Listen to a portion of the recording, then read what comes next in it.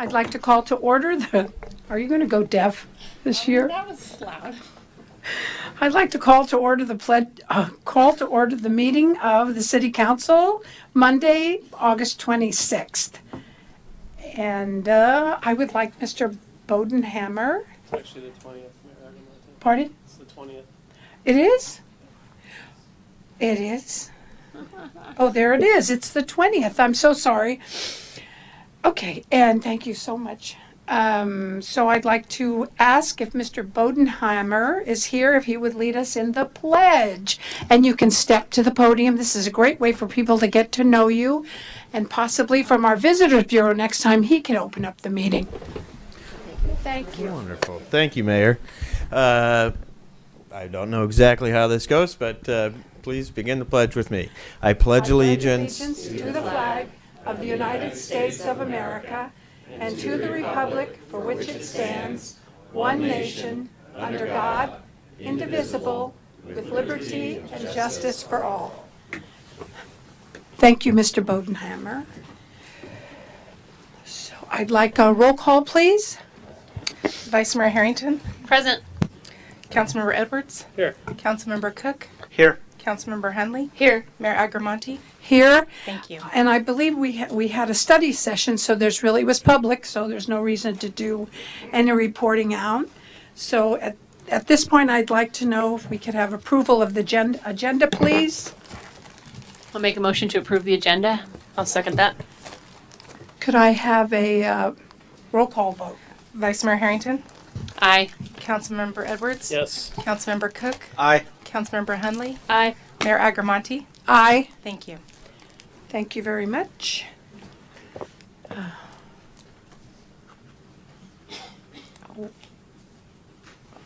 at this point, I have a proclamation that I'd like to present. Comments from the public. Public comment. I'm off rhythm here. Okay, thank you so much. I'm going for public comment at this moment. Thank you. Thank you. Thank you, Mayor Agramonte.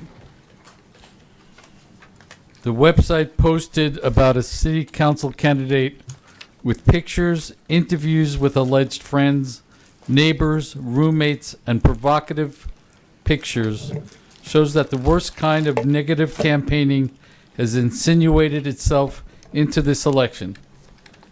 It is likely to continue, even escalate. In my nearly 2 decades of service to the City Council of Sonoma, I never saw anything so disgraceful as this. I've known Rachel for years. She has served the city with integrity and grace. There is no place for this in Sonoma. All Sonomans should collectively denounce this toxic smear campaign. Those responsible should be revealed and admonished for their tactics. I support Rachel's re-election and urge you to do the same.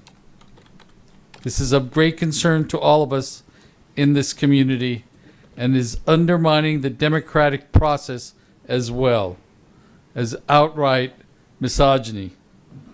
This cowardly anonymous posting makes me feel, why should we take the word of people who will not even identify themselves and stand by their accusations? Be forewarned, this is happening and it is ugly. Rachel has a post on Facebook. Sonoma Councilwoman says no to slut shaming. I never thought I'd use that word at a council meeting. But it's worth watching. And Rachel will be on my radio show 2:30 on Wednesday. Tune in and listen. Thank you. Thank you, Mr. Brown. Do we have any other comments?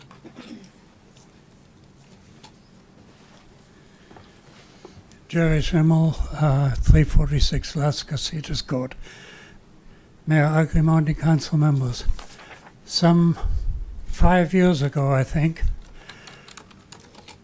a parking lot was built on East Napa and 8th Street East. It was built It was locked up. It has never been opened. Now, I don't know who paid for it, but I presume we did. So I'm wondering why it has been locked up for all these years and isn't being used. Thank you. Thank you. Norma Barnett, 637 Fifth Street East. I applaud Councilmember Hunley's courageous and forthright response to the misogyny and below-the-belt attack on her character. While without minimizing the seriousness of the particular attack on Rachel, I want to say that dirty politics has happened here before, and it will happen again. It is not always anonymous, it is not always obvious, and it is not always public. In my 20 years of living in Sonoma, I have witnessed many political campaigns, and I know many people sincerely dedicated to the community who have been the object of such attacks. Unfortunately, everyday shaming, such as name-calling, occurs all the time, as well as threats and intimidation, which happen frequently, and sometimes even well-meaning people fall into the trap of responding to hatred and shame by responding in kind. I personally know of death threats, of money spent on ads and mailings that do nothing but scare people, and apparent respectability masking personal attacks and unfair accusations. Please let us all be vigilant. Why should anyone come forward to serve in the community in any way if they risk this kind of treatment? I am not arguing for paranoia. I'm not a paranoid type. I am arguing for a communal effort, an ongoing communal effort, to provide a strong voice against the kind of hateful attacks that sometimes unfortunately occur in our little community. Call it when you see it. Don't assume that this is the work of one bad egg. As Rachel and others have shown, you can be strong in responding to such vitriol without becoming destructive yourself. Our best defense against such attack is an ongoing communal attention to the way we treat each other. Thank you. Thank you.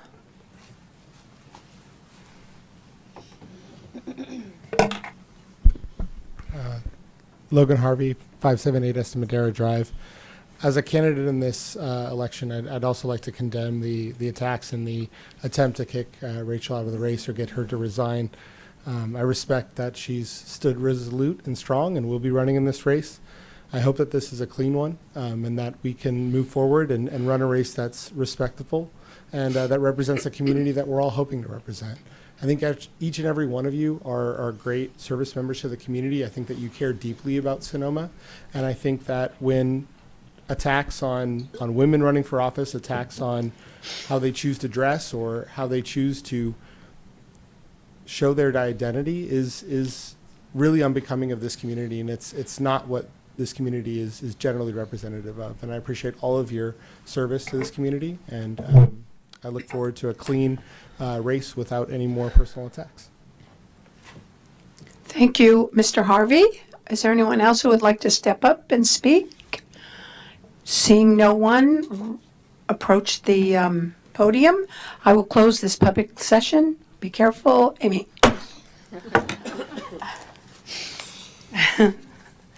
At this point, what I'd like to ask, are there any meeting dedications this evening? Does anyone have any? None? All right, I'm moving on to presentations, and I am going to be doing a presentation, Proclamation for Women's Equality Day. I don't know if there's anyone here for that. Yay, thank you.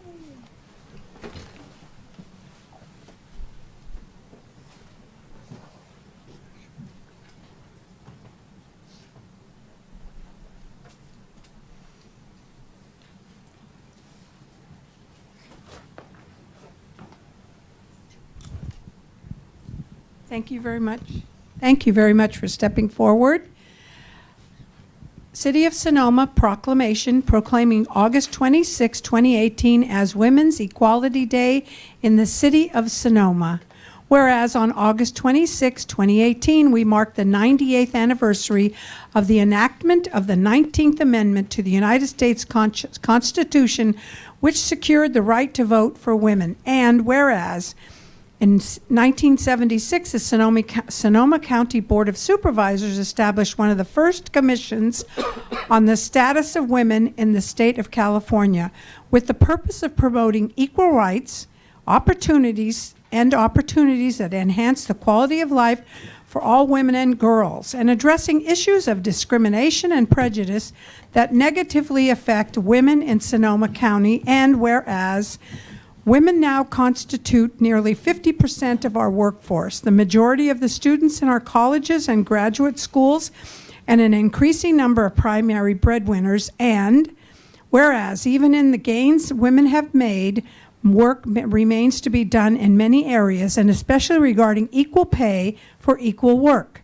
Now, therefore, be it proclaimed, I, Mayor Madeline Agramonte, on behalf of the City Council of the City of Sonoma, proclaims August 26, 2018 as Women's Equality Day, making the 98th anniversary of the enactment of the 19th Amendment, celebrating the achievements of women and recommitting to realizing gender equality in the City of Sonoma, including equal pay for equal work. In witness whereof, I hereunto set my hand and cause the seal of the City of Sonoma to be affixed this 20th day of August 2018. Madeline Agramonte, Mayor. Thank you very much, Thank you Mayor. very much. Thank you. And I'll give you that, and I would just like to say Thank you.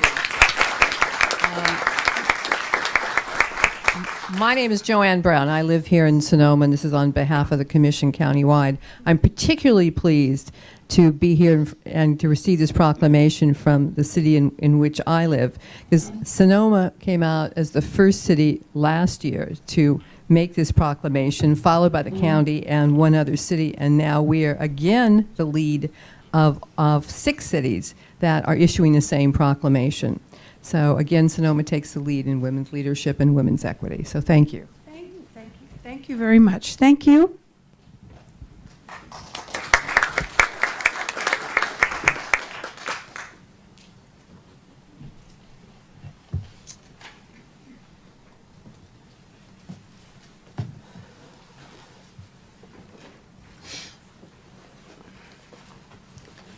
Okey-dokey.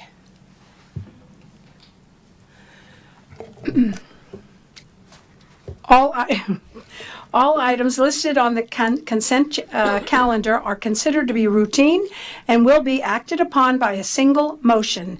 There will be no separate discussion of these items unless members of the council, staff, or public request specific items to be removed for separate action. At this time, council may decide to change the order of the agenda. Does anything?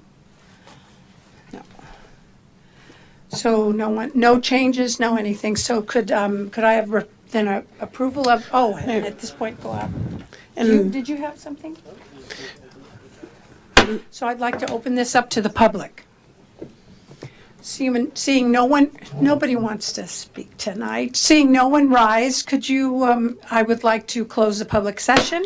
What is the pleasure of the council? Mayor Agramonte, just a brief item on the consent calendar. Item 4.6, there is the last minutes. These are action minutes now being done by our city clerk. The last minutes, it actually was a mistake in terms it was an agenda posted, not minutes. So if you could just pull the last minutes item off, and we will bring that one back separately.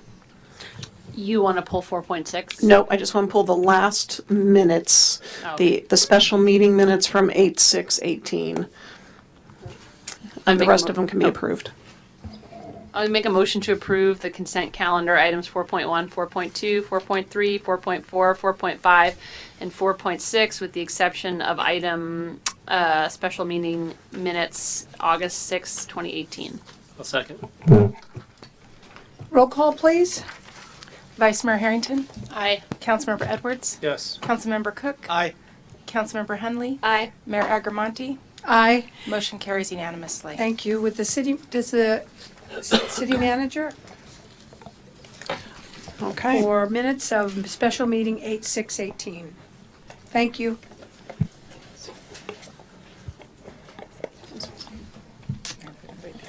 Yeah, so that item we will bring back at a future time. So we need now, to Mayor take action on Agamonte. it? Sorry? We don't need to take No, action. don't need to take action. We'll remove it and pull it from the agenda and bring it back at a future time. So with that, we'll be moving into the public hearing portion, item 5.1. Public hearing, discussion, consideration, and possible action to adopt a resolution adopting the 2018 water rate study final report, adopting water utility rates, and making findings on the California Environmental Quality Act. Great. Good evening, Mayor Agramonte, council members. Delighted to be back here tonight to talk about our 2018 water rates. As council knows, this has been over a year in terms of analysis and work. I do want to briefly introduce the consultants who will be presenting tonight. After I do this brief opening, Colleen Ferguson, our Public Works Director, will make a few remarks. We'll then hand off to Sally Van Eaton, who is with Ref Tellis, our water rate consulting firm. And then immediately to my right is Michael Colantuno, who is our special legal counsel advising us on this process. And the purpose of tonight is to hold a public hearing on the rates, and we will collect whatever, if there are members of the public that are here tonight during the public hearing to submit their protests. Anyone who wants to hand them to during the public comment, we'll take them in, and then we'll close the public comment period, and we will in the public hearing, and we'll be able to tell council what that count is. So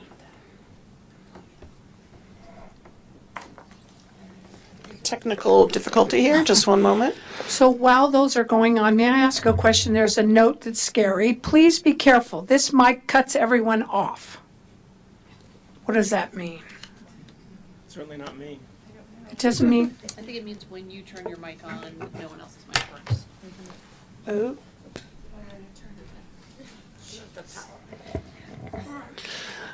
All right, so just one moment, we'll get the presentation up.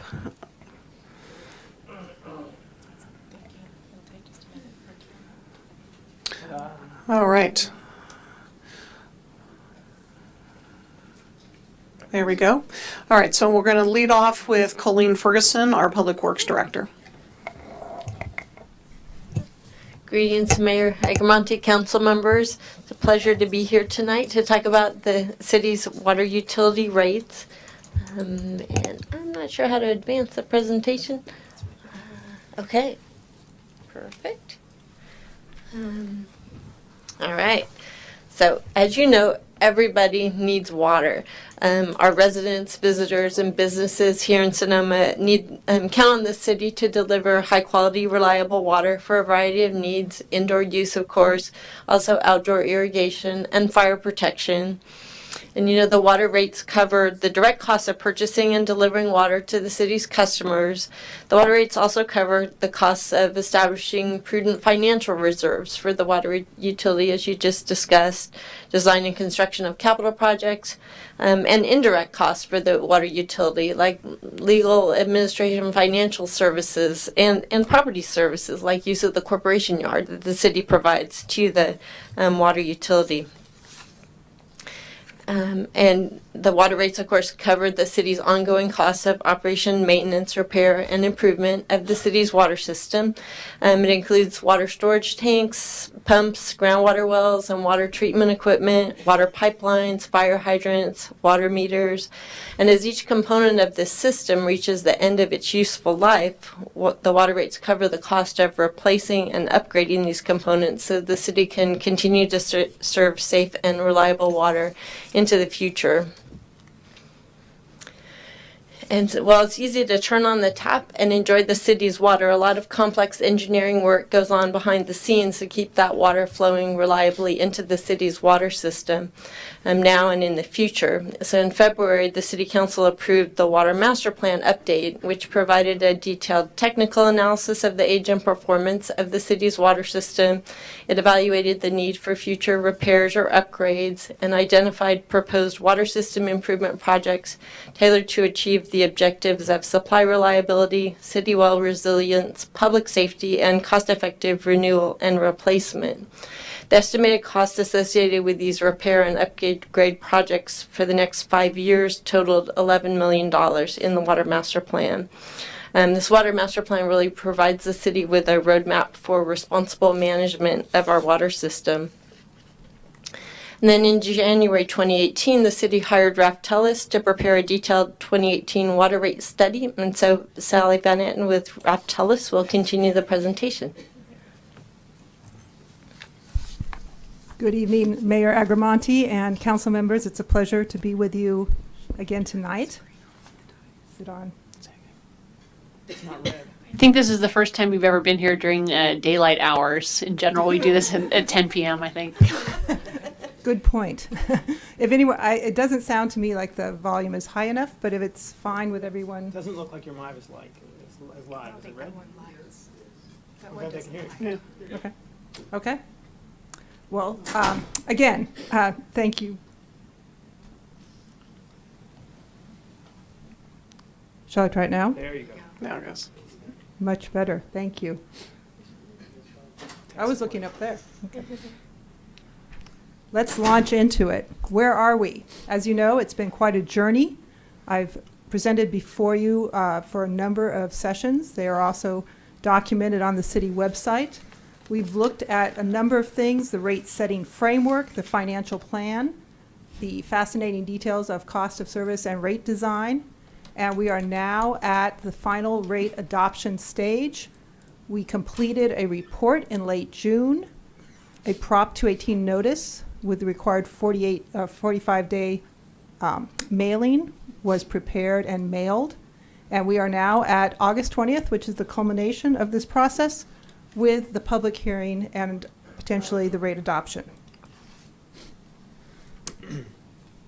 And I'm going to go through some slides that are a bit of a repeat. These are all been shown before, but the point of this is to remind both you on the council and also the community of the lengthy process we went through. We did look at pricing objectives, and two things to bring out. First of all, from right to left: financial stability, administrative ease, revenue stability, and affordability. This is the approximate order of the discussions we had in terms of identification of the rate objectives. But a reason why we use this specific graphic is to show that there is a balance. Financial stability and affordability, we have to reach a balance between those two, for example. And in this particular series of conversations that we have all had, you know that we have grappled jointly. You guys have been making the decisions and providing the direction, and I've been responding to that. But we've grappled with the issue of providing the adequate funding for the water service provision, as Ms. Ferguson just outlined, but also keeping in mind affordability. And there were some things that had to be postponed, and we'll go into that in a moment. But first, to step back for a moment, sort of the 30,000-foot objectives, as we call them. You know, what was some of the stimulus for the update of the study? One key factor was a legal-driven case that changed sort of the rules of the game, if you will, with regards to tiered rates. Did not mean that tiered rates were made illegal, but it did specify that tiered rates have to be associated with specific costs for each tier. And that the concept of sort of an economic incentive, if you will, purely economic, to encourage conservation behavior just for the sake of encouraging conservation behavior is no longer supportable, at least not at this particular juncture in time in California. We also wanted to look at funding some important capital investments. Ms. Ferguson also mentioned the Water Master Plan process that went on. The Water Master Plan included $11 million in capital improvement costs. Those are costs adjusted for inflation. The actual costs that are included in the rate study are $7.4 million. And then another key item that particularly the city staff wanted to inject back into the discussion was the need to start building prudent reserves. This had been something that had sort of fallen away in previous administrations, and that was also a directive to us, and we worked with the city to come to a good place on at least starting towards that track of building prudent reserves. So we did have to reduce some of the revenue requirements. And this is what I am referring to when I talk about some hard decisions that had to be made and thought out and given by council to staff. We postponed the first year of the renewal and replacement of the existing pipes from fiscal year 2021 to fiscal year 2022. We made a difficult decision to not pursue the new well number 9 at this point. Additionally, sharpened pencils and reduced supplies and conservation expenditures by up to $40,000 annually. And then with regards to building those reserves, we did reduce the rate stabilization target reserve rate to 15% from the previous target of 20%. And we added that in a gradual approach. So again, we were keeping in mind some of these balancing objectives of both, keeping good stewardship of the facilities, of dealing with maintenance issues and capital facilities that were identified by the master plan, of getting to a point of starting to build some key reserves, but also balancing this against affordability. Here are some more specifics. The operating reserves are at 2 months of operating and maintenance budget. Capital reserve is an average 1 year of CIP spending based on the 5 years of projected CIP. The rate stabilization starts at 10% of the commodity revenue and going to 15% by fiscal year 2023. The capital improvement projects, again, this was quite a discussion over 2 study sessions. We did include the advanced metering infrastructure. We include upsizing of pipes for fire flow. And we included renewal and replacement of existing pipelines. We did move that from fiscal year 2021 to 2022. Please note that this is part of a 50-year cycle. This is not an attempt to bite off the entire apple in one bite. This is already programmed over 50 years. I mentioned that because of some legal decisions since the last study was done, that tiers, we changed up the tiers. We could only provide tiers for which we could provide a cost balance for. And our proposed structure took tier 1 down from 0 to 2,000 gallons per month. This is aimed at the most affordable rate for the lowest users of water. We looked at an analysis of your account data to come up with that. You have a combination in the city of well water and purchased water from SCWA, and the well water is less expensive. 100% of the well water costs are assumed in that tier 1. Again, the aim of that was to make tier 1, which is your lowest water users, as affordable as possible.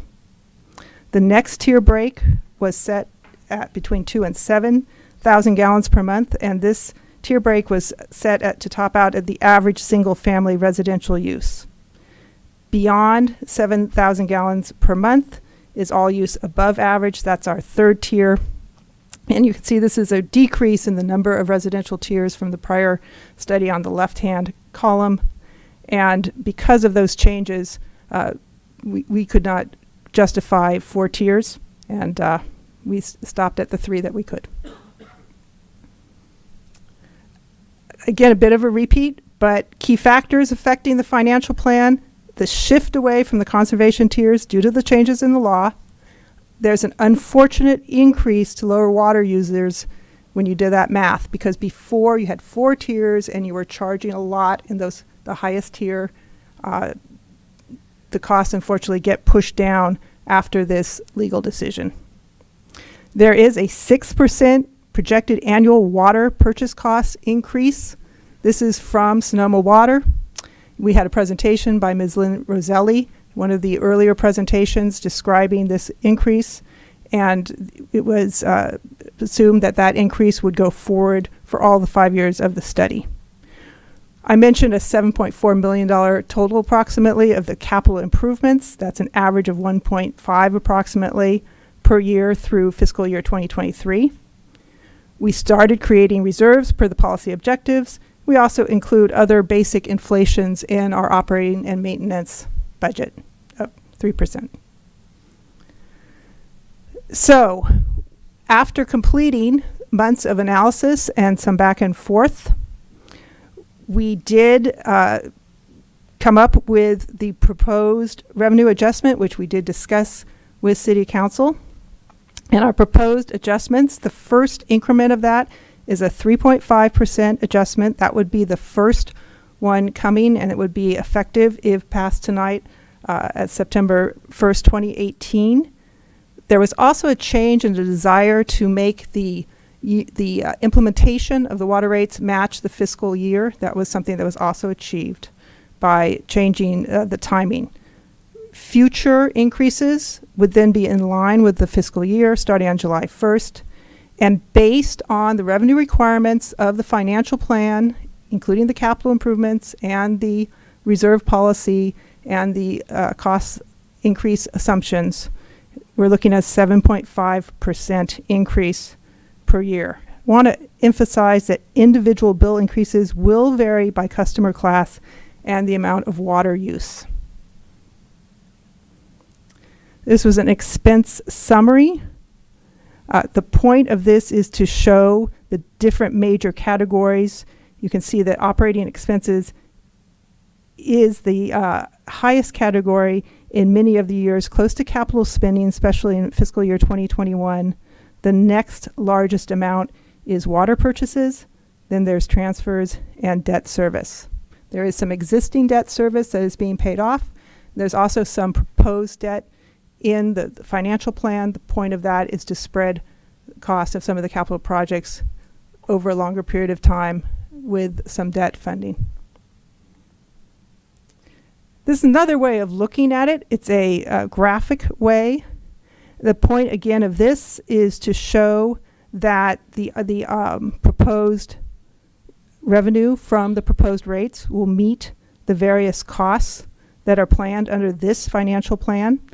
I'd like to point out that in fiscal year 2022 doesn't mean that you're going negative on your reserves. It means that you're dipping into some existing reserves you've been storing up for a while in your capital reserves in order to pay for some higher than typical costs in that particular year.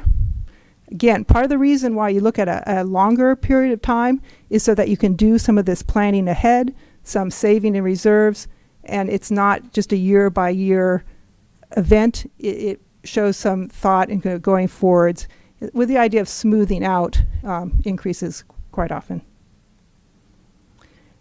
And this shows that despite, for example, in fiscal year 2022, by the end of fiscal year 2023, you are meeting the operating and other reserve levels that we have discussed. The proposed fixed charges, these were the charges that were also shown on the Prop 218 notice that was mailed to all account holders and also parcel owners. And it differs by meter size. So I am going to just linger for a few more seconds on this, but it shows the increase. There's two pieces to the water bill. There's the fixed charge, and then there's the volumetric charge. The fixed charge is by account. The volumetric charge is dependent upon the amount of water actually used. Again, these were all also replicated in the notice. And, you know, probably to what's more important to most folks is to look at what's going to be the difference in my bill. And so this first slide shows the difference in the bill, and this is the difference between the current and the fiscal year 2019. So not just the 3.5 increase, but the combination of those two, looking at the current and 2019. And you'll see the impacts down at the bottom. So this is a monthly bill change. The impact for a very low water user is approximately $3.40 per month. If you go up to 7 gallons, for example, there is approximately $11 per month change. And this is interesting to illustrate the point that I was making, that the comparison between current and proposed, because of the need to change how the tiers are done because of this legal case and the inability to charge higher amounts in the last tier that gets dropped, you'll see that there's a drop in those folks using significantly more than average water, and that's where that difference plays out. Unfortunate from an affordability perspective, but again, constrained by this case. And I would defer to Michael for any other comment on that. We have gone through it before, but There are a number of trade associations in the water industry and environmental advocates who have persuaded most California policymakers that it makes good sense in a desert state to encourage water conservation. And so in 2015, when I lost the San Juan Capistrano case down in Orange County, something like 80% of California water retailers had tiered rates. The Court of Appeal in that case said you have to be able to cost justify your tiers in a very precise kind of way. It's still a little vague about what's required. I'm going to be arguing this issue again on September the 4th down in Los Angeles for the city of Glendale. I'm hopeful to make some progress. But in the interim, we were forced to be much more conservative in the cost justification of your tiers. And so what we've effectively done is segregated your water sources, costed each, and made as much water available in each tier as we can predict from as available from that source. We can't, in a more broad brush way, move costs to the most profligate users in order to provide affordability to the most efficient users. I think we'll be able to turn this around with a few more court cases, but at the moment, to protect you from a lawsuit that you don't want to fund me to defend for you, it makes sense to be conservative. And that has had the effect of taking some of the burden of your utility away from your most profligate users of water and pushing it off on everybody else. I just ask one quick, I'm on the Sonoma County Transportation Authority, and of course River Watch was something that we had to deal with as well on Climate Action 2020. So could you, if you don't mind, just expand what you just said? It's not just Sonoma that did something. Oh, no, this is a statewide issue. The All Court right, of so Appeal I want decision. people to understand that. Yeah, the Thank Court of you. Appeal decision in Orange County was a published decision that came out in the middle of the worst of the drought. It got international attention because it said that California had to give up one of the most efficient and most powerful tools for conservation, which is a price signal. And one of the ironies is that the folks who brought the suit have a libertarian perspective. But their libertarian perspective took off the table price signals and pushed us into the position of command and control conservation strategies and instead, which was one of those be careful what you wish for moments. And so we now have this Court of Appeal decision that on the face of it makes it much harder to use price signals to encourage conservation. I think the law will continue to develop and we'll get some of this power back, but I can't advise you to be aggressive about it now, particularly given our desire to keep you out of expensive courtrooms. Thank you very much.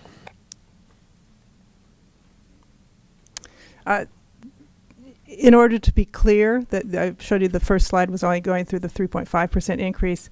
The magnitude of difference at the different usage levels from the current through 2020 is shown on this slide. So that encompasses both the 3.5 effective in September 1st, assuming that the rates are passed and implemented, and also into the next fiscal year with the 7.5% increase. And then also as illustrative, again, trying to break this down into something that your bill payer can look at and understand. There's an examples of different bills for 2,000 gallons, single-family residential, for the different fiscal years. Current charge, and then the years going forward. And we did a similar exercise for the single family residential bills at the 7,000 gallon level.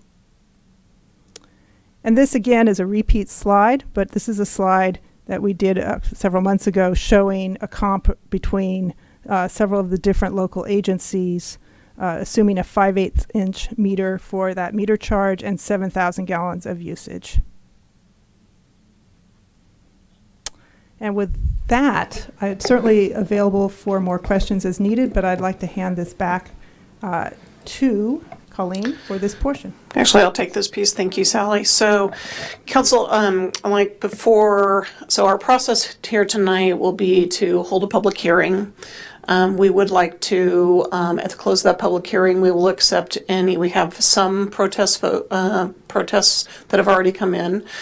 We will gather any others that come in through that public hearing, and then we will take a recess. Not literally. What we'll do is we have our our Public Works Director has been deputized to take them, go count, and meanwhile we can take the next agenda item. And then we can come back and finish this item once we've done a count. So that way we're able to move forward and be respectful of folks in the room. And then once we come back to the item, we'll take a protest. We'll tell you what the protest report is, have any council discussion and get your direction, and then finish this item. I do want to, before we open the public, take any council questions and open the public hearing, I also do want Mr. Colantino to speak a little bit about kind of the Prop 218 process and just reminding council of some of your options, and that this, what you're setting is a ceiling. And you do have the opportunity every year to, when we go do the budget, to look and figure out what do we need, but what you are setting for the water rates is either 1 year or 5 years of what the ceiling is, the maximum that can be provided. So with that, I'll turn it to Mr. Colantino. So another way to answer the question of why are we here tonight and what are we doing is that we are maybe coming out of a historic drought, maybe we're not, but undoubtedly 5 of the last 6 years have been extraordinarily dry. And when we go into a drought and we encourage conservation, 2 things happen. Our costs go up and our revenues go down because people respond in a civic-minded way, use less water, and send us less money. And so most retail agencies in the state, if not all of them, are coming out of the drought recognizing we need more money to replenish our reserves and put ourselves in a position to maintain our utilities. So you're having the same conversation that most other agencies around the state are having. What Prop 218, which was a voter-approved amendment to our Constitution from 1996, requires for water rates is that you do a cost of service analysis, which is the work that Sally and her team have done, to justify the cost of operating your utility. When that is done, you propose a rate, you mail a notice to every customer of what the proposed rate is going to be, and you inform them of a hearing that we're having tonight. And people have an opportunity to protest the rate. And if you get written protests before the end of the public hearing from 50% plus 1 of your customers, you may not impose the rates. That almost never happens, and I predict you will not have a majority protest tonight.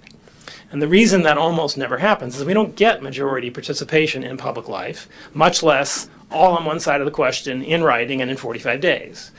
Turnouts in municipal elections are in the window of 20 to 45%, not 50%, and they're not in writing within 45 days' notice. We just don't get the participation. Maybe because people trust you, maybe because they've got other priorities, but we don't get it. So what's the point of the process? The point of the process is the dialogue that we have with our customers in the process. They all get a written description of what we're doing and why. They get an opportunity to be here. Some of them will be here. There's typically media coverage as well. Tonight, you will hear from your public, you will count protests, and if, as I predict, there is not a majority protest, then you will have the option to proceed with rate making.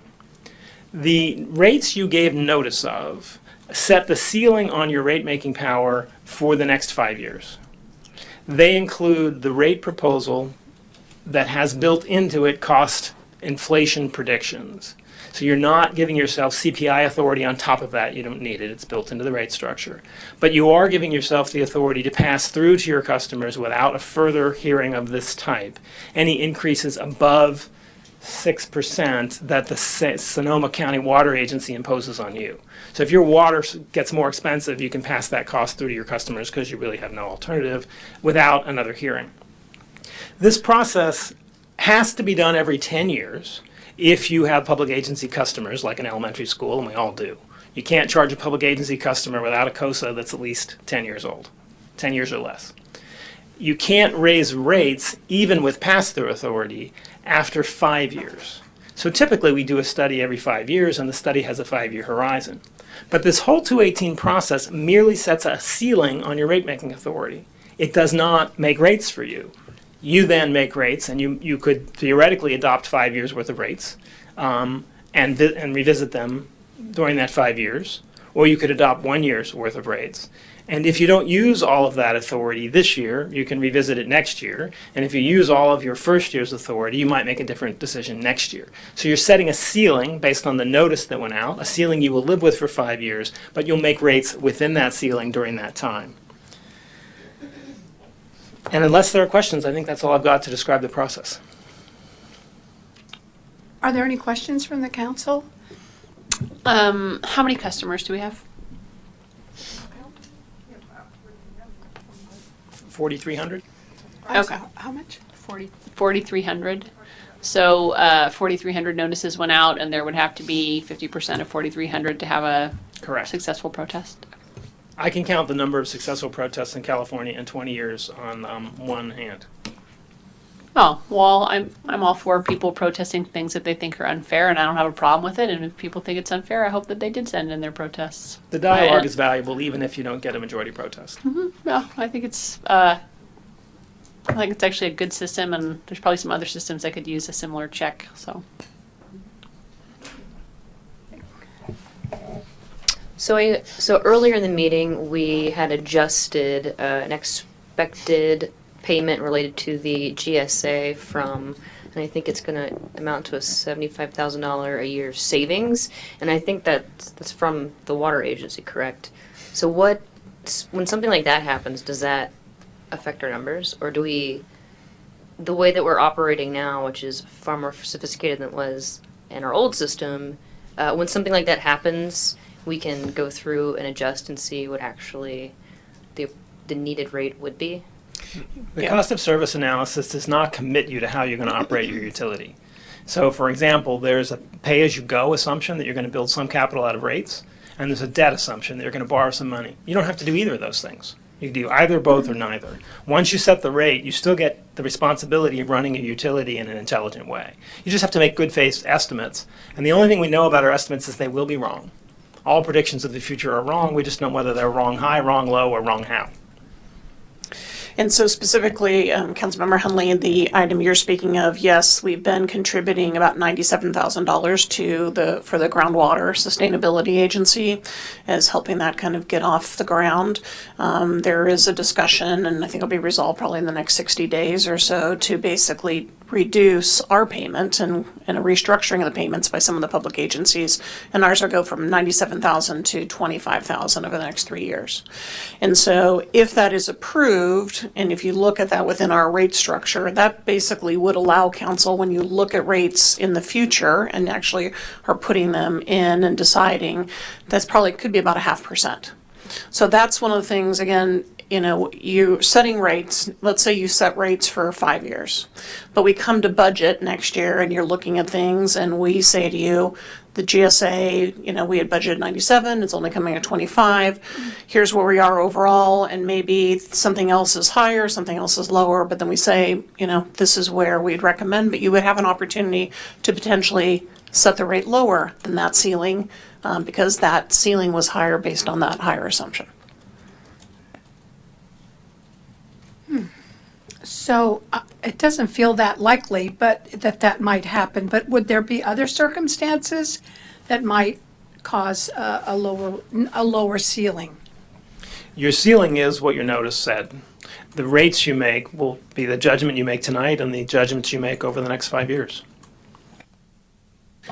I think the other place that, in particular with the advanced meter system that the council is interested in looking at, so we can really provide just-in-time information to our customers and really monitor leaking and that type of thing with our water system.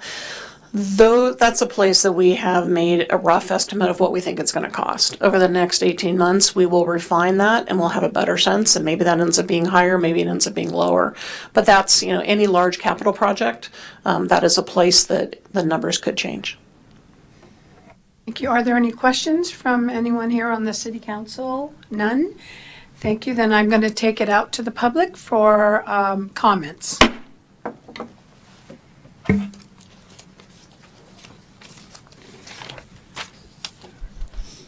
Jerry Simmel, 346 Las Casitas Court. Mayor Aguirre, members of the council, I sent you a letter of protest last week. I hope it's not just a number, but that you actually read the letter, because I can only summarize a few points.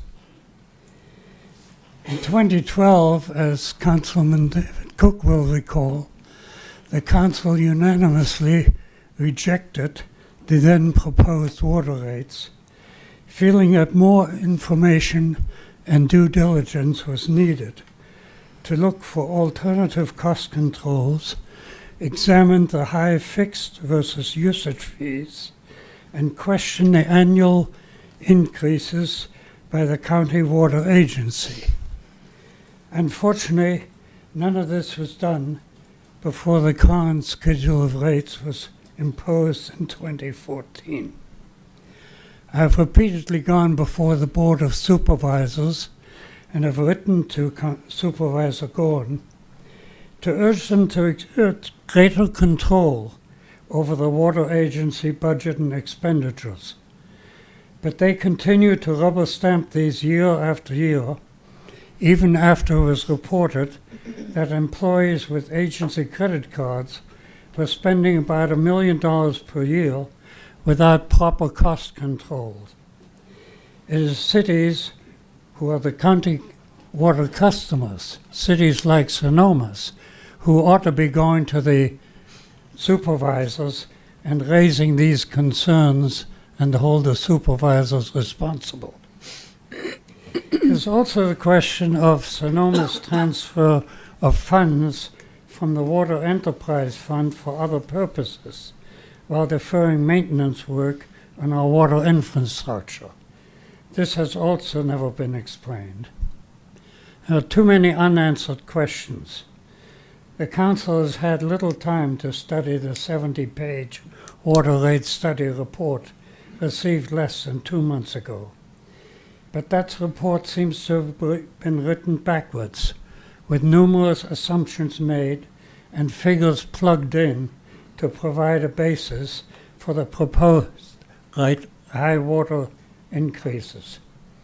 The rush to adopt these without further examination is irresponsible, and I urge the council to reject them, practice due diligence, and get necessary answers in order to provide a reasonable water rate structure for Sonoma. Thank you. Thank you.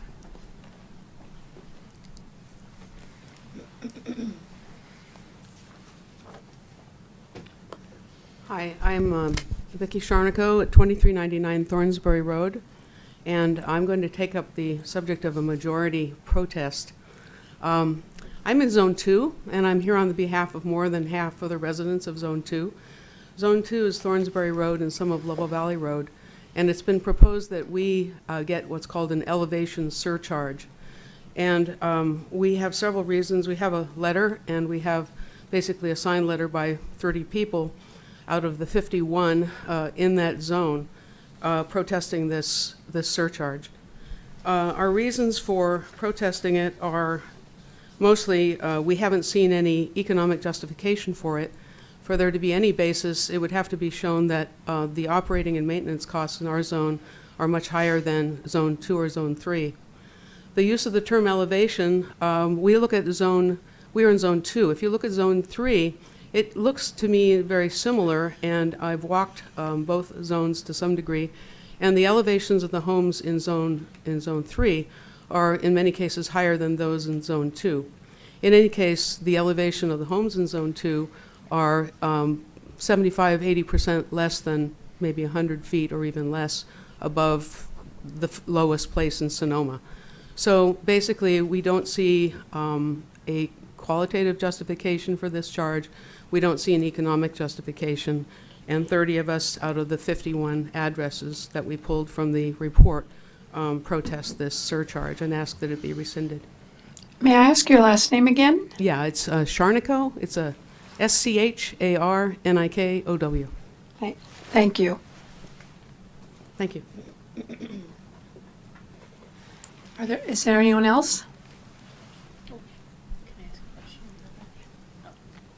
Do we get a copy of the protest that was just discussed? Is there a writing that you wanted to turn in? You could turn it into the clerk. Yeah, as folks come up, if you do have a protest to turn in, if you could turn it in to staff, that would be great.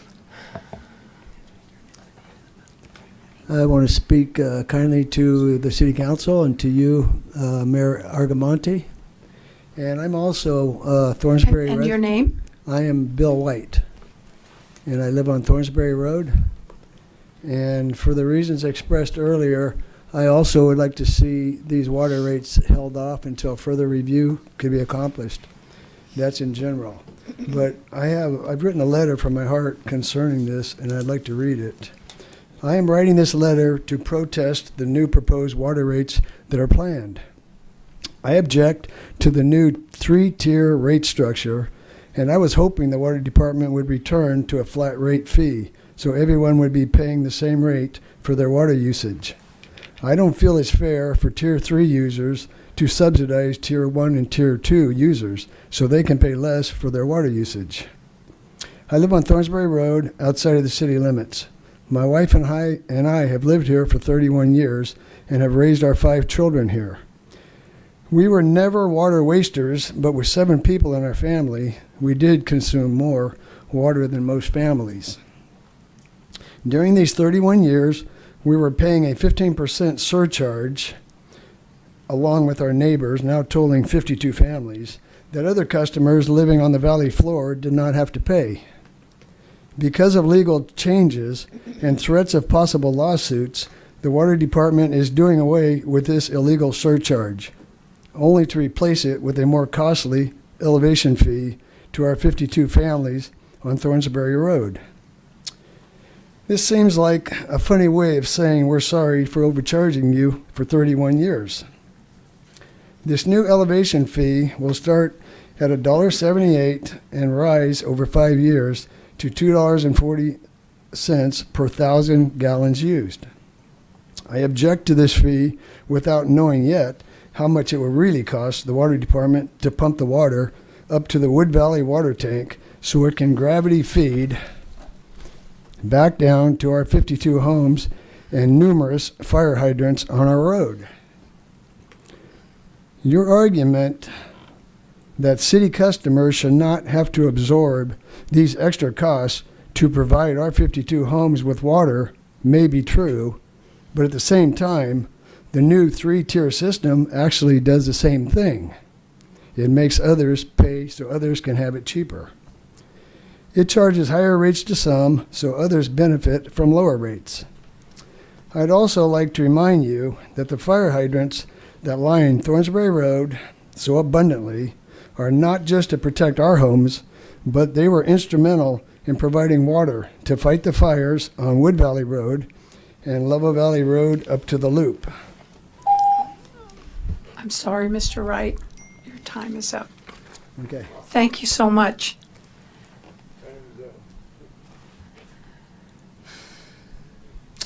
I know. Good evening, Council. Chris Petlock, 426 Napa Road, Sonoma. So out of this rate study, there are a lot of good things. When we first started challenging all of this, the city did not have any reserves and was, as mentioned earlier, deferring maintenance and transferring a lot of that money out of the water fund and into the general fund. I'd like to go back to my initial questions about the $5.5 million or so in transfers that were made out of the water fund that the city has not yet been able to justify. I've heard that this was apparently justified through this rate study, but I'd love to see the substantiation. Could you speak up, Mr. Petlock, please? I would like to see the substantiation for those transfers. I was told or overheard that those transfers were justified through this study. I'd like to see that. The other thing I'd like to mention is the cost allocation study, as was mentioned earlier. That cost allocation study is based on budgets and estimates. The only thing we know about budgets and estimates is that they are wrong.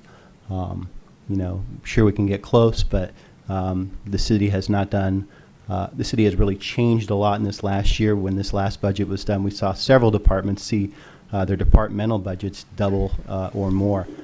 And then this cost allocation study seemed to be written just to tie in with that new updated budget with all of the doubling and so of departmental budgets. Finally, on the lower end, once we kind of sort out where all that millions went to, the city could subsidize the lower rate users with general fund money, non-ratepayer money if it saw fit to do so. That is one other way of making some of these rates more affordable. But first, we've got to get the rest of our financial house in order. Thank you.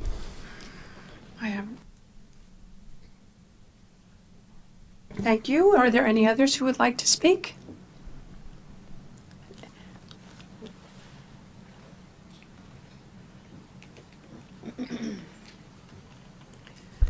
Hi, my name is Laura Dunning, and I live at 272 4th Street East. I've been there 29 years. When we moved here, water cost $1.50 for 1,000 gallons. And our water use inside the house in the winter is like between 5,000 and 10,000 gallons, towards the lower end of that estimate. But what happens is we care for 1/2 acre of land, and that's where the water goes. So it's going to be our yards that will be affected. If people take higher rates at a certain point, it hits a limit where they start planting gravel. I really don't want to see that. The Tier 4 now, which mostly does our yard, is $12 per 1,000 gallons, and it just seems like it's crept up a lot faster than inflation to me. Our soil is really, really shallow. It's only about 2 feet deep. Then there's bedrock, and so we're like in a potted plant. You have to water because there's no room for roots to go. We've had trees fall because of that. Roots about, maybe that big.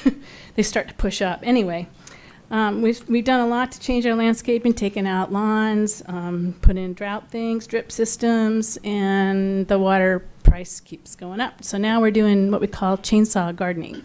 We're cutting down bushes, cutting down trees, cutting things in half, making them shorter so they use less water, putting a lot more bark in, and it just sort of breaks my heart a little bit. It's what we're doing, though, because our water bill in the summer is like $500 a month, which is really high.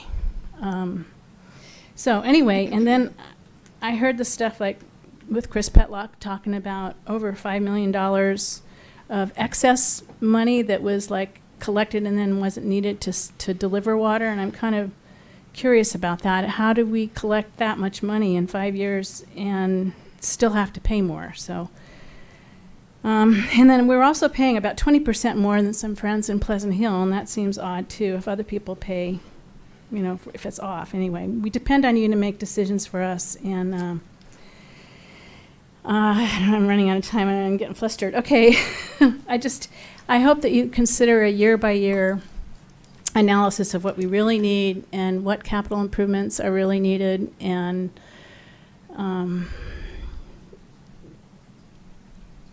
it just seems strange that we should have to pay a lot more in Sonoma compared to other towns when we have the same kind of systems.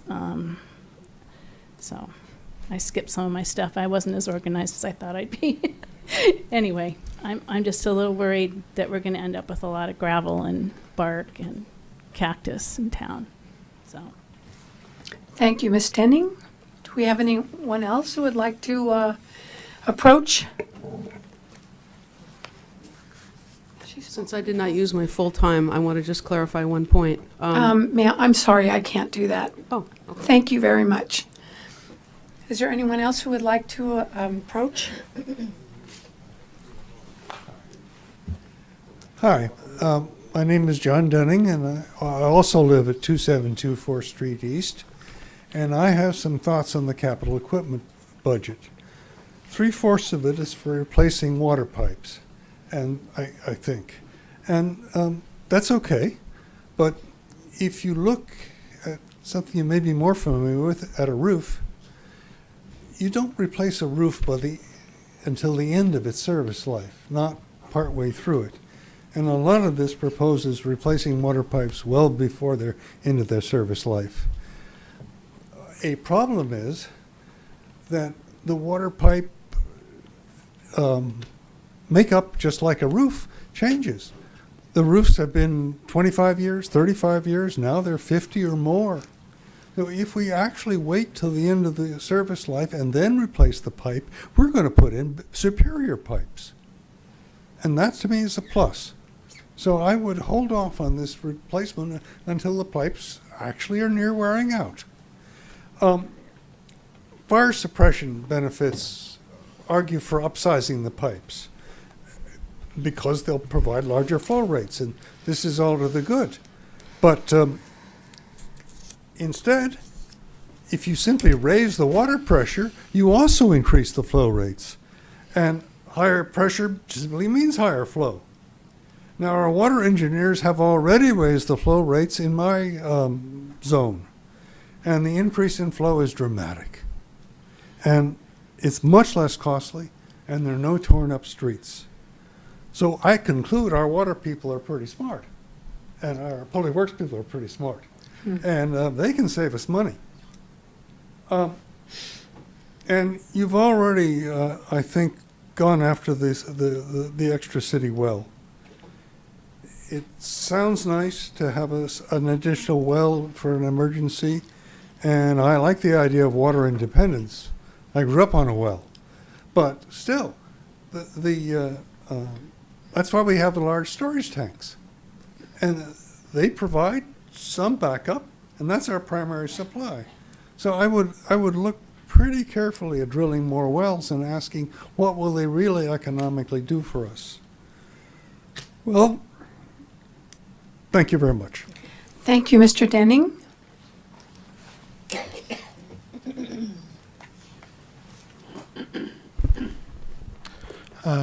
Logan Harvey, 578 Estimadero Drive. I think that we're in a really tough spot with this, and I think that this is a hard decision to make. I appreciate council trying to keep rates low for people who use low amounts of water. That usually means low-income families. And there's a lot of people that are on edge with how high rents are already, and just kind of general raising of costs throughout life. I appreciate that there's an attempt to do that. I wonder if we could increase the mid-tier section a little bit higher to maybe say 10,000 gallons, and then increase costs on the other side. But I don't know if that's possible given the fact that you can't increase costs to push for conservation or for extremely high water usages. So I wonder how close to that edge of the legal question we are, and if we can get to a higher, closer to that edge, or we're willing to be a little bit more risky on that side. I think that would be useful, and I think we may be able to lower rates in that way. I think it's important for everyone to consider the fact that what science predicts is going to happen in the next couple decades in our climate and in California generally is going to be that we'll have large boom cycles of lots and lots of rain for maybe 1 year, and then extended periods of drought. And that's what we saw in the past year, really, right? We had the big winter of lots and lots of rain that caused a lot of fuel for the fires, but it was after a period of a long-term drought. And that's what we're going to continue to see going forward. So going for whatever we can to improve conservation is positive. That's why I also like the infrastructure repairs. We're going to lose a lot of water out of old pipes. They eventually start to get leaky and things like that.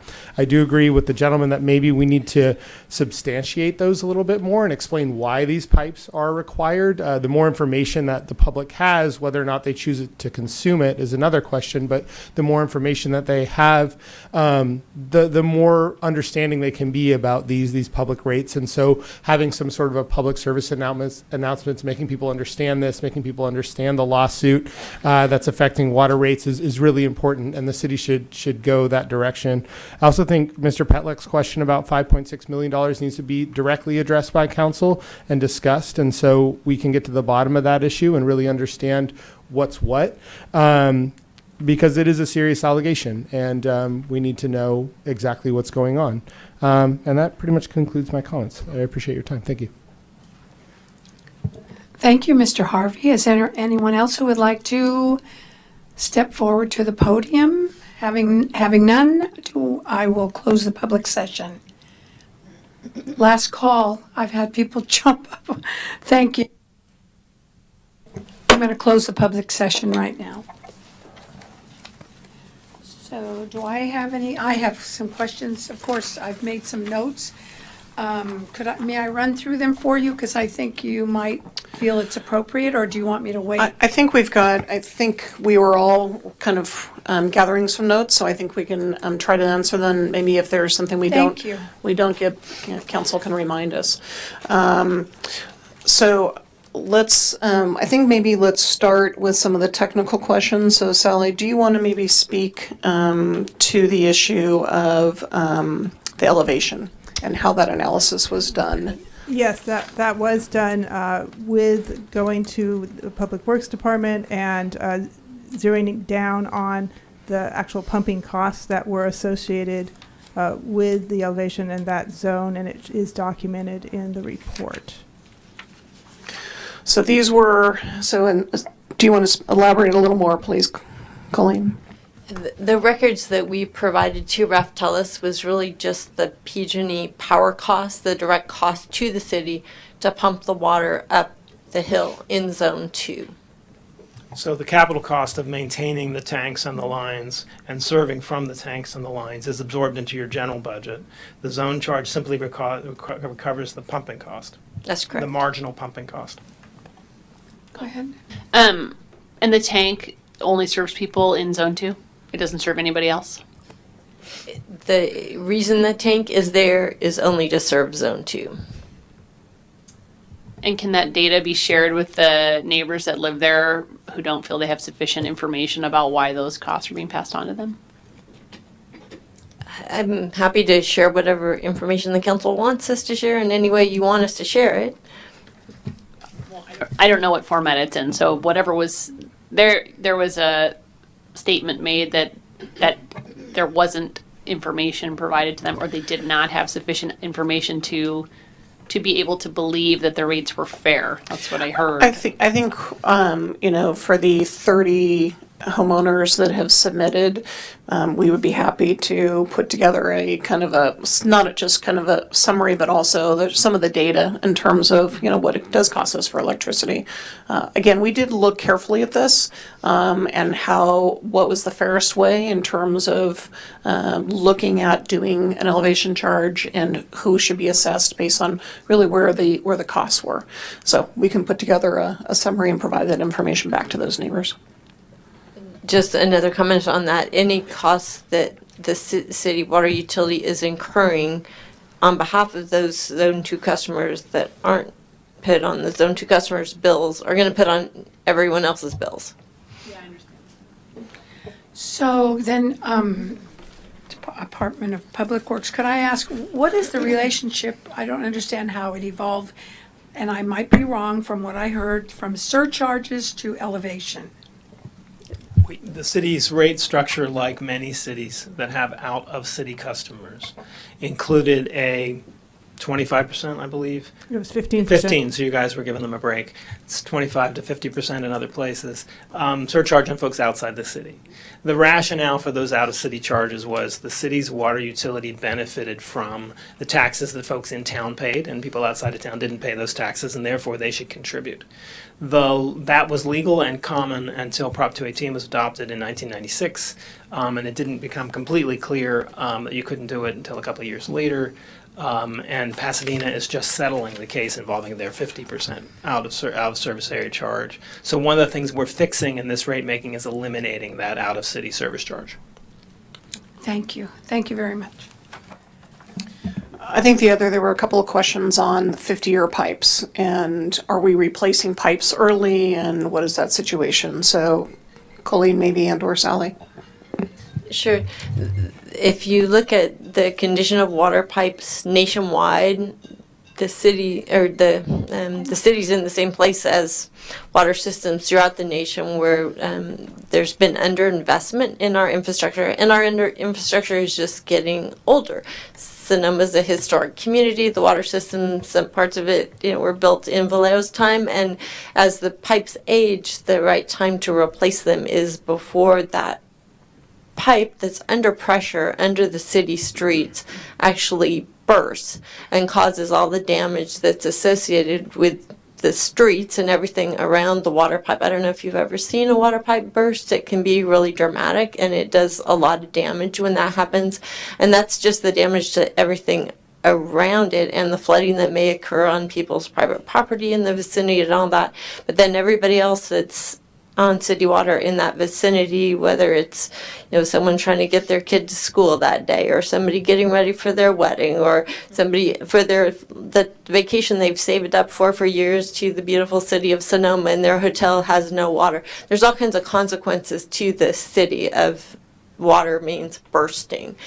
So what we're proposing to do is to look at the older water mains first. We know that 4-inch ones, besides not having adequate fire flow, they're also some of the older parts of our system. We're proposing to replace those early on. We're proposing to do a condition assessment of the condition of the pipes throughout the city. And when we talk about this 50-year replacement program, as pipes get 50 years old, especially with the materials, the pipes were built from 50 years ago. They're really at the end of their useful life. So we're going to check the condition, though, and prioritize, so we are investing in replacing the pipes, not just that are the oldest, but are in the most need of replacement based on their condition, and then go from there over 50 years to keep our system functioning well and providing safe and reliable water to the community. So, and for liability I'm reasons, you sorry. need to have a regular program of pipeline maintenance. I If was your just policy is fix it when it breaks, you are asking for legal fees. I don't know whether it hit your local television station, but it hit mine when the city of LA's fix it when it breaks policy led to 98-year cycles for pipes, and they flooded the UCLA campus, which was pretty dramatic and made news stories around the world. So 50 years is a reasonable cycle based on the technology you've got under your streets. We may have a longer period in the future when we use more modern materials, but the stuff we put in the ground 50 years ago needs to be replaced. Thank you. And these are scheduled for improvement programs. Obviously, these pipe systems are on a schedule of, right? I mean, I understand that. One way to think about a 50-year cycle is you're going to replace, this is a gross oversimplification, but it gives you a feel for it. You're going to replace 2% of your pipes a year. And when you get to the end of the 50 years, you're going to do it over again. And you're always going to be replacing, it's like laundry, you're never done. So currently, there's access to information, the age of different the pipes in the city, or you're working on that? Some of the funding that's recommended for the capital improvement program that would be funded by these rates is to do a more detailed look at our water pipes and see the condition. We don't have all that data right now. Hello. So just to add to that, we just did the West Napa pipe replacement, and we have Caltrans is going to be redoing Highway 12. So we have pipes that will probably be replaced on Broadway. Is that correct, Colleen? Are we anticipating that at all?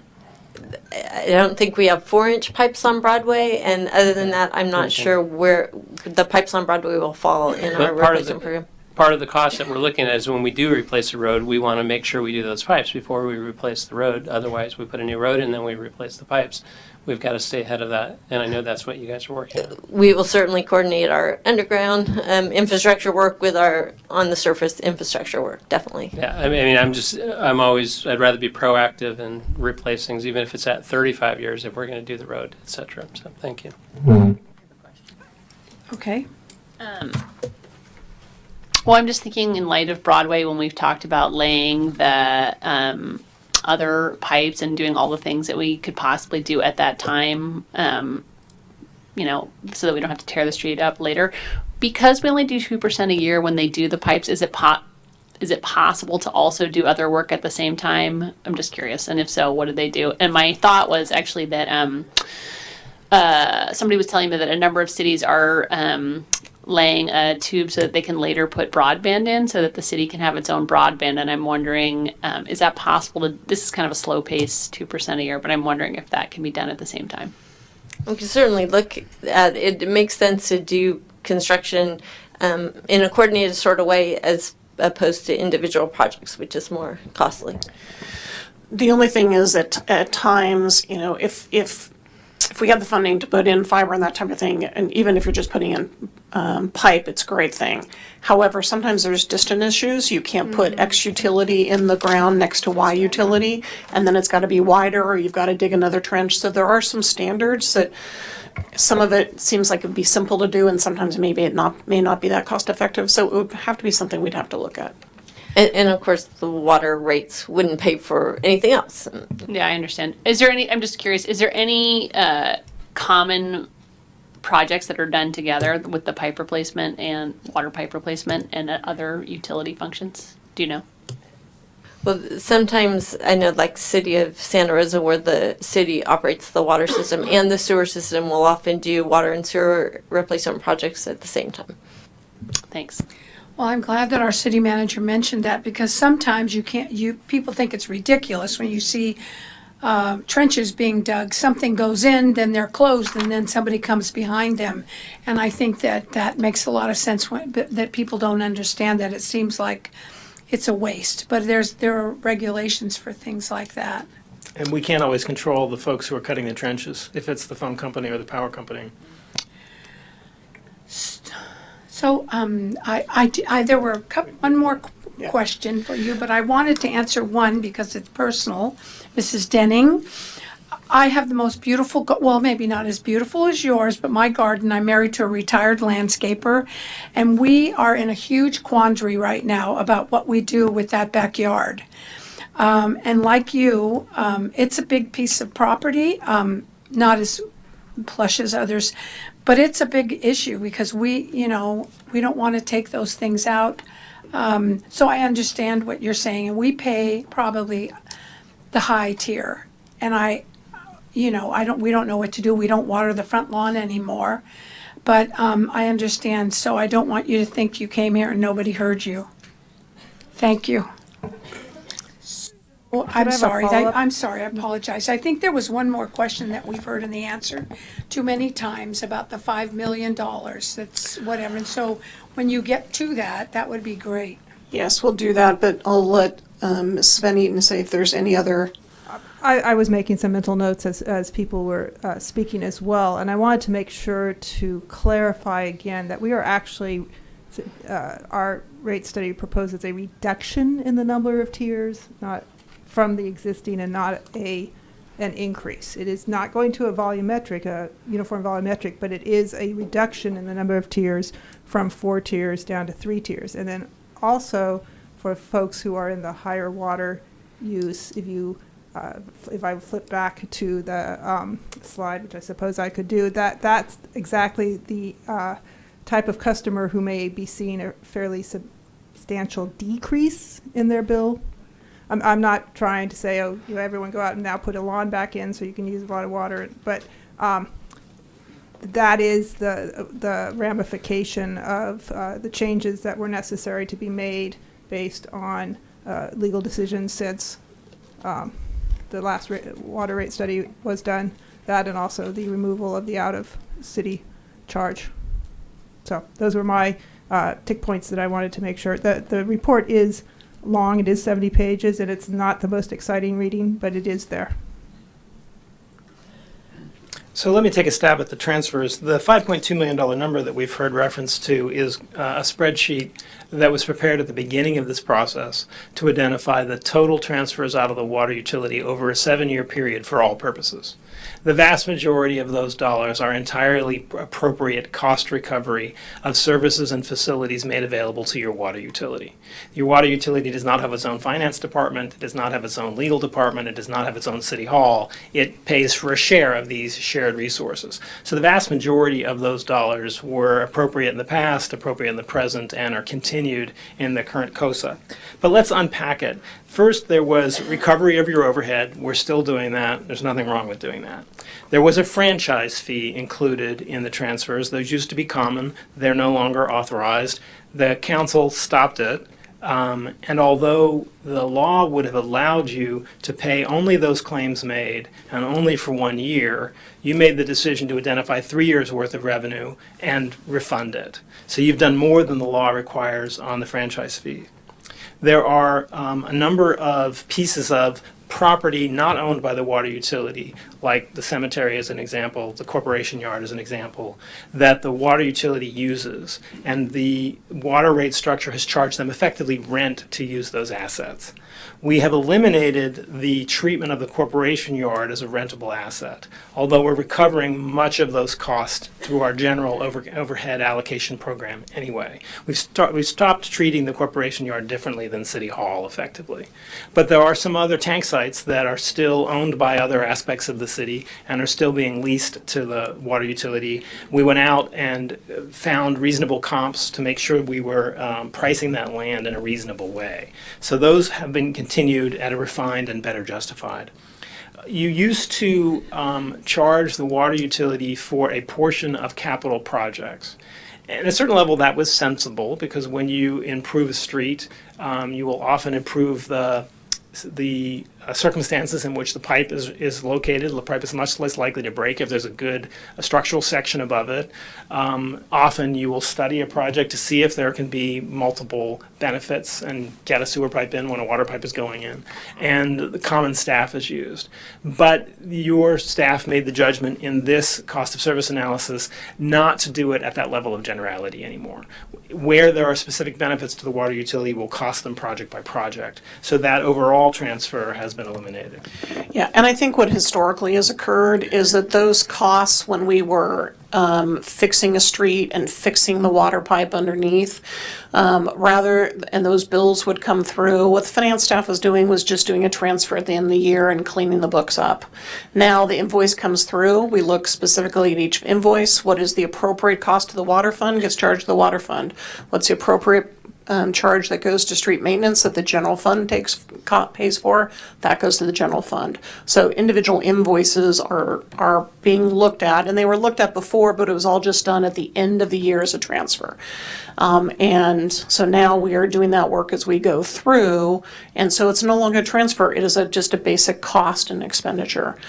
So that's one of the just kind of the accounting clarifications that's been done over the last year. And then the last transfer was for your pension obligation bonds, where the city issued debt to cover pension obligations and had allocated those costs across your programs in a sort of rule of thumb kind of way that may have made sense at the time that was done, but did not make sense to us when looking at it now. We have altered that allocation to the benefit of the water utility. So the way I would wrap up the transfers is that there's been a very healthy dialogue in this community about this issue. And we have looked very closely at these issues, discovered that the vast majority of the dollars, certainly more than $4 million of the 5.2, and I think a lot more than that if we actually look at the spreadsheet, which I'm not taking the time to do at this moment, were completely justified. And of the fraction that were not, you paid back 3 times as much as you needed to. And so maybe just for a little more precision of the property in lieu and the franchise fee transfers that were found not to be legal, again, council could have just set aside 1 year. You set aside 3 years. That's a total of $516,000. Those funds are reserved in our city's general fund. And we had, on June 4th, we had about a 2-hour session where the council looked at a cost allocation study, and we went through each of the transfers in detail, the analysis to look, was it right, was it wrong, should it be lowered, should it be higher? So there was a great deal of analysis that went through. You gave us direction. One of the reasons the $516,000 has not been paid back yet, it sits there designated for this purpose, is because the council said, we should look at what property that the city owns, where we have well sites or tanks, where we could sell that to the water fund. And the water fund could then own it, and we no longer have these lease rates, and that could be the benefit in the long run. So and the thought was, let's wait and to hold the money that's sequestered so it's sitting there, and we'd finish this analysis, and then we'll finish this topic. But I would agree with Mr. Colantuno again. I think there has been a very robust analysis.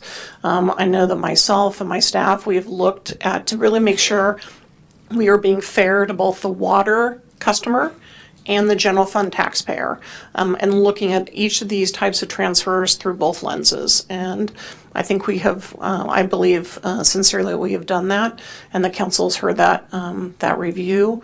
And where there was an error, it has been corrected, and we have laid that out for the council and the community. couple of things that I Can I noticed that ask a related question? So, on the related to that point, could you touch briefly on the difference in the kind of study that we've just finished and what the city did previously when they were doing everything on the cheap, and that's what they got? the city does have a previous cost of service analysis that Sally and I have reviewed. It was prepared by a professional, and we think we've done a more thorough job.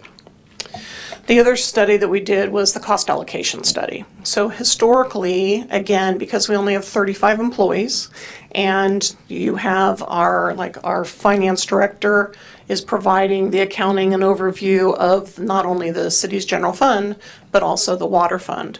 And so what used to occur is we would look at people, and some people it's very clear, we've got data and we know how much time they spend. For example, our accounting tech who does the water bills we can very clearly show she spends 75-80% of her time just doing water bills, because she does only that except for 2 months of the year she is doing a business license. But for example, my time or a finance director's time, it is more of an estimate. And so there is a best practice, rather than just kind of estimating and charging time, you hire a consultant and you do what's called a cost allocation plan. So for example, you go through and you say, okay, how much should I charge for accounting? And you say, we pay 3,000 bills a year from the city's accounts payable unit, and how many of those were paid by the water bill? Okay, 800. Well, the water system then should pay 800 of 3,000 accounts payable. And so there was a variety of things that were done in different metrics and different benchmarks, and we'll be able to collect more data going forward to continue to refine that. But this community had not done a cost allocation plan before. We now have one. It is based on budgeted numbers, not actual numbers, but it is a fully appropriate first step, and we can continue to refine as we go forward. So now there was a change in how we allocate time. So my time is not charged directly anymore. My time is based on looking at a blend of how much money what is the budget for the water, how many staff reports do we do on water, and how many employees do we have on water. Again, we could have just done it just based on looking at what the budget is, and that would have put a lot more cost on the water system. That didn't feel fair. So we looked at employees, and we looked also at staff reports, and we did some blended ratios. So that's kind of the lens that as staff we did. We tried to look at through what was good for the general fund, what was good for the water fund, and what felt fair. And then we made distinctions as we went along. And again, we had a consultant that did the cost allocation study.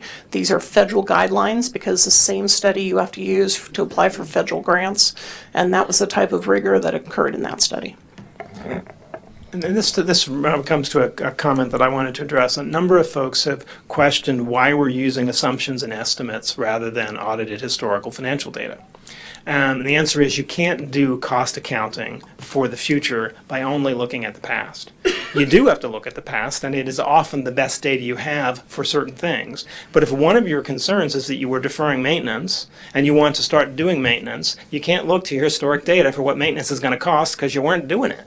So for those things where you don't have historic data, you necessarily do estimates, and you use budgets, and you make reasonable estimates. And in the cost accounting world, whether it's public sector or private sector, the cost of acquiring better data is incurred only when the benefit of that cost is warranted. So we could put a time and motion device on every employee and ask them to stop at every moment and put in their phone what they're doing. And we in fact occasionally do that for certain functions when doing a cost allocation program. But you can't do that every day. You'd spend half your time collecting the data. So there's a point at which there's diminishing returns and you use estimates, and the question is, are you comfortable with them? Are they reasonable? Can they be explained? But every cost of service analysis that Sally's ever written or that I have ever done relies on audited financial historic data to the extent that we can, and the reasonable projections and estimates for the things that it makes sense to use them for. There was a statement made that tiered rates involve some people subsidizing other people. At the level of policy, you're perfectly entitled to have that opinion or not. Flat rates are not illegal. tiered rates are not illegal. But the theory of tiered rates is that the more water you use, the greater our costs are to deliver it to you. Bigger tanks, more expensive marginal water sources, more power, etc. And the theory is that those who generate those costs should bear those costs. So whether or not there's a subsidy from one class to another is really a policy-driven argument, but as a legal matter, there isn't a subsidy here. The law allows you to allocate costs in this way because costs are incurred in that way. One of your clients, one of your residents, raised the concern that some other communities pay substantially less for water than is true here. That's true. There are some folks who get very cheap water if you only look at the water bill. For those agencies served by one of the state water contractors in the East Bay, they pay a substantial property tax that they don't see that subsidizes their water bill because of historic choices made back when that area was growing alfalfa and not houses. You don't have a substantial property tax subsidy for your water bill, and you are not a beneficiary of the state-subsidized state water project that was built in the 1960s. So different strokes for different folks for historical accidental reasons, and so therefore you end up with folks with very different water bills. One of your residents asked, can we change the tier breaks to allow a little more in the second tier than we're allowing? The answer is maybe when the law changes to our favor, but not today. The safest place for us to be legally is to draw the breaks exactly where your estimated volumes are. We know how much we're getting from wells. We know how much we're getting from the water authority. That's the split. When we get a little more flexibility out of the courts, then we'll have more freedom. And it's interesting, the overriding issue, of course, is we're not meeting conservation, conservation issues with the issues of our water. I mean, that's what the tier system was for. That's all gone away because of Riverwatch. Thanks. Well, we've had to flatten the tiers in a way that they will send less of a price signal to the folks who might better respond to it and have forced us to spread costs down rather than up, which is not what most communities would choose to do. Does anyone, if you have a question? Did you want us to comment on this matter now or after the protests were counted? So I think what I'd like to do would be the public hearing's closed. I would like to, if we're done answering all of council's questions, then I would ask you to put this item on hold. We will go count the protests we have. We can move on to another item or two and then come back. One point I should make, the protests are counted overall, not zone by zone. So even though we have 30 signatures of 51 properties, that's not going to be sufficient to be a majority protest in that zone. And we've got some case law on this. It's my understanding there aren't very many protests. Is that correct? I would suggest that we count them now and conclude this matter instead of moving on if it takes less than 5 minutes to count them. And I think that's going to be true. Do you want to take a break? Oh, and then if anybody in the public wants to see them being counted, are they allowed to do that? Sure. Why don't you just do it right here? We can just do it right here if you Okay, want to take a we can take 5-minute break. Yeah, thank you.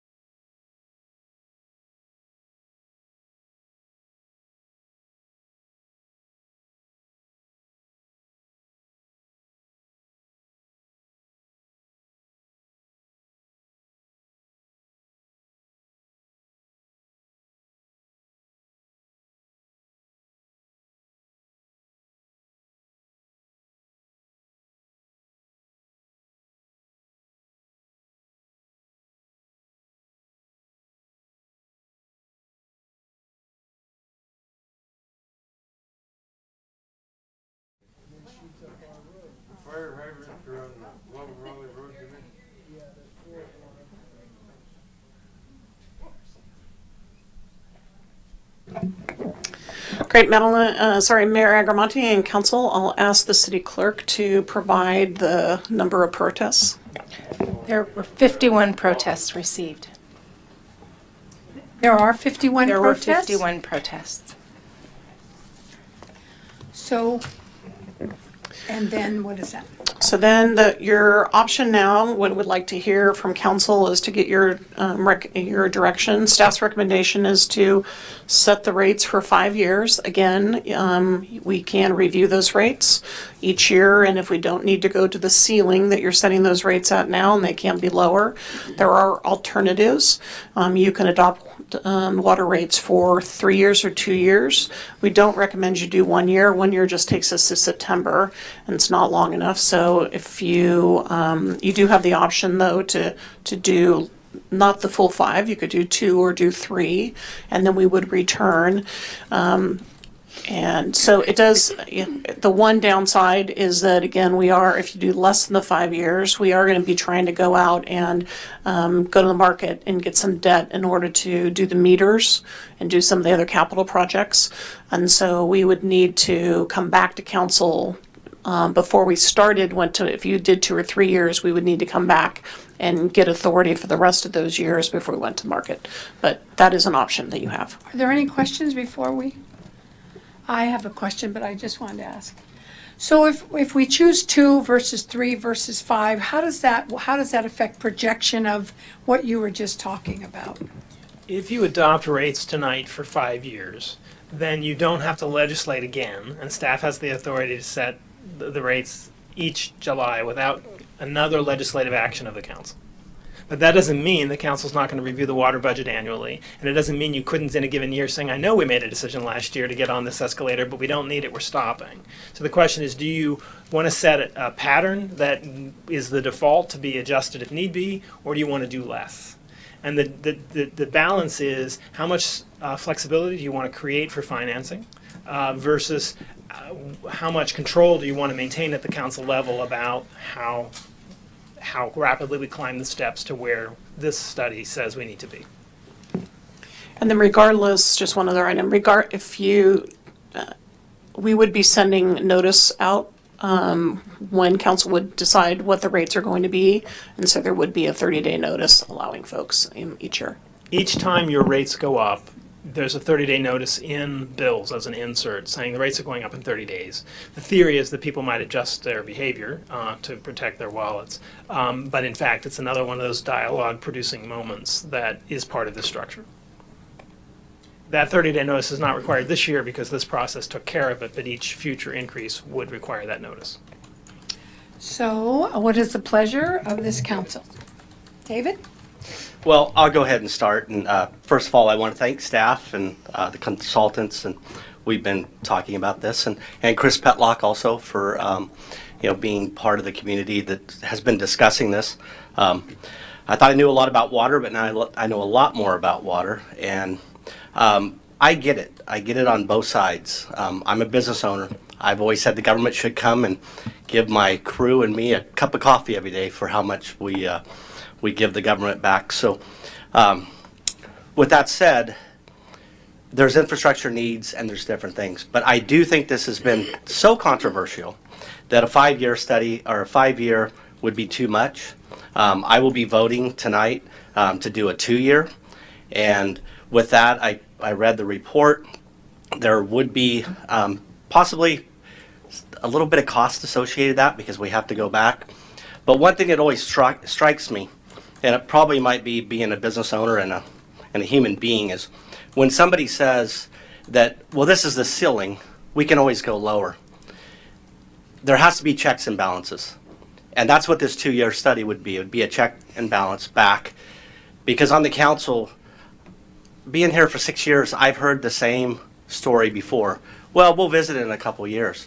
Well, we get busy with cannabis, we get busy with all these other things, and it gets lost in translation. But I do believe that the report was right. We have a lot of infrastructure. We have a lot that we have to do with the meters. We didn't really get into tonight about a lot of the water leakage that we lose and all this. But I think the 2-year would be probably the smart choice, and that's what I will be doing tonight. So I think a 5-year plan makes the most sense for me. And reason being is that a 2-year program is going to be over just like that. And the fact that whatever council is sitting up here, they'll be able to change it on a yearly basis. It'll be part of the budget process, et cetera. And to have to go back through this legislative process again in 2 years, I think would be a waste of money. And I don't want to preclude ourselves from getting the smart meters. Anybody who's in charge, Colleen, I'm ready to volunteer for one for my house. I have a half acre as well, and I try to save water as much as I can. But if I had the smart meter, I know that if our entire community had it and we had that budget in place and we were getting ready to spend that money, we would actually save more water and hit our climate action goals much sooner if we were spending the money to get it done. And then whatever council is here can make those adjustments as we go. It's not like a tax where we can say, oh yeah, we're not going to, if we don't need the tax, we're not going to do it. This is investment spending as far as I'm concerned, and our infrastructure is falling apart in many areas. We had a water main break on 3rd Street West or 4th Street West, somewhere down there recently, and the damage that did. I think we need to spend as much money as we can, as quickly as we can, to get our water infrastructure back on par. Thank you.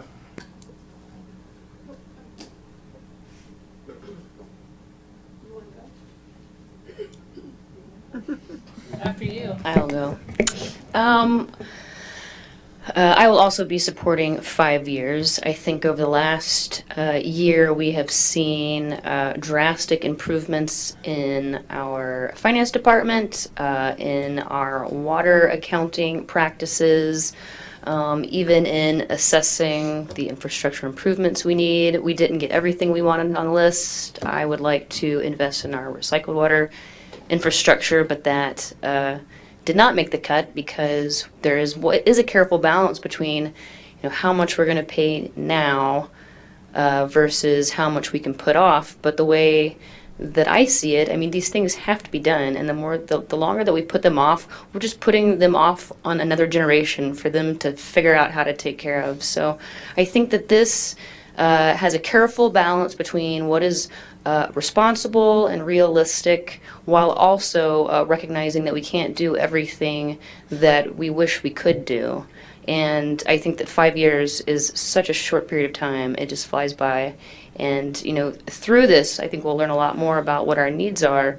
But as far as planning and financing of these huge projects, I mean, it's you have to know sort of where you're going to end up in 5 years, so that you can start planning on these substantial projects that we have to do, especially the 2021 year. And I just think it'd be irresponsible to push it off to the future.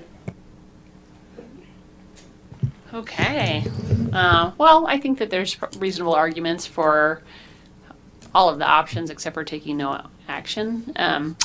But I have thought a lot about the impact on people on fixed incomes, people that are working in lower end jobs, people that are trying to hang on in town. And I think the rate increase is substantial. It's sort of my preference to have the city council reviewing things and not have staff making decisions like that without coming to the city council. And although there's some oversight provided in the budget process, it's been my experience in the last 2 budgets that the budget isn't changed from what's presented by staff, and hasn't been robust discussion. In fact, there was no discussion, for example, in the last 2 years about what the water rates were in connection with the budget. So that isn't currently in my mind a vehicle for a real oversight, and especially if there's new members of the city council who aren't familiar with that as being the check that the city council has on staff's decision making, then I don't think it would happen.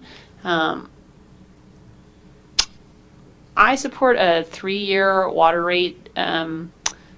We wouldn't have to go through the same setting process. We wouldn't have to go through the same level of detail in the future with all of these numerous study sessions, and we have the data, and so it would be a much shorter process at that time. And I think that exercise of legislative authority is important and a good check for people that live here. So I support a 3-year rate. And then also just in terms of this process, I think that it's something to be proud of that legitimate and serious concern was raised by a member of the public. That was taken incredibly seriously. We hired the most qualified people we could find to assist us in coming up with a first-rate plan and program, and also informing the public. And now we are here today having a robust discussion about it. And so even though we started off not having best practices and having some problems, there was transparency and professionalism. And now, even though we're a little town, we are, in my opinion, on par with larger municipalities that have much more time and staff to work on this. And so I think that this is sort of like a case study of how, when problems arise, whether if they're brought to our attention through the public, we might respond to them. So I don't know that, this is sort of a new team, all of us, this city council and this staff. And I think that this was really handled quite well. So I agree on many with David and whoever, what's her name, and I do agree. I'm 2 or 3 years, because I think even at 2 you can make projections through looking forward to capital improvements, and with 3 you can do as well. I don't feel comfortable with going 5 years out. I understand the reasoning for it, but I'm not in agreement. So it looks like we have a controversy here. There are 2 for 5 and a 2 and 3 and 3, and that's where we are. Can I make a motion to adopt the water utility rates as proposed for 3 years? I'll second that. Vice Mayor Harrington? Aye. Councilmember Edwards? Yes. Councilmember Cook? Aye. Councilmember Hunley? Aye. Mayor Agramonte? Aye. Motion carries unanimously.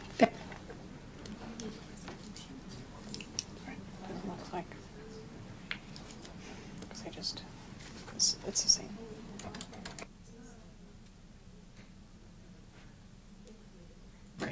So we took that as an action to adopt a resolution of the City Council of the City of Sonoma adopting the 2018 water rate study final report, adopting water utility rates for fiscal year 2018-19 to fiscal year 2021, and making findings under the California Environmental Quality Act.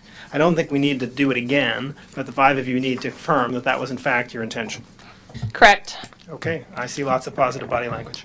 And we do have a resolution here for the 3 years that I will pass out to the council as well. Great. Did you want us to have like an all those in favor?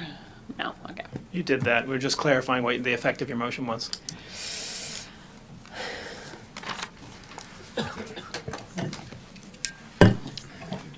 Yeah. So Mayor Agramonte, council members, community, I want to thank everyone for their participation, for coming out tonight. I also want to thank our consulting team. Sally Van Eaton with Ref Tellis and Michael Colantuna with our special legal counsel, I think have helped to make this an educational effort and helped us a lot through this process. So thank you. Thank you, city staff too.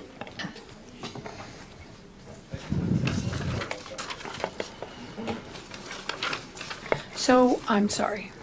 Go ahead. Thank you. With that, we'll be moving into the regular calendar, item 6.1.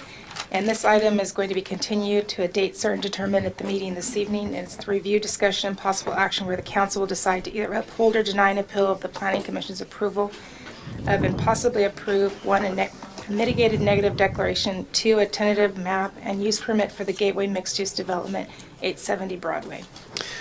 So Mayor Agramonte, as council knows, we held a appeal hearing on the Gateway project at the corner of Broadway and MacArthur on August 6th. At that meeting, there was a number of last-minute information the council received before the meeting, and there was additional information and questions that the majority council asked for. So we are still kind of finalizing some of the dates, but I would like council to continue this now to September 17th. We also have September 24th reserved as a special meeting if the 17th doesn't work, and we are still caucusing on calendars. As council knows, we need to look at both the appellant and the applicant's calendars.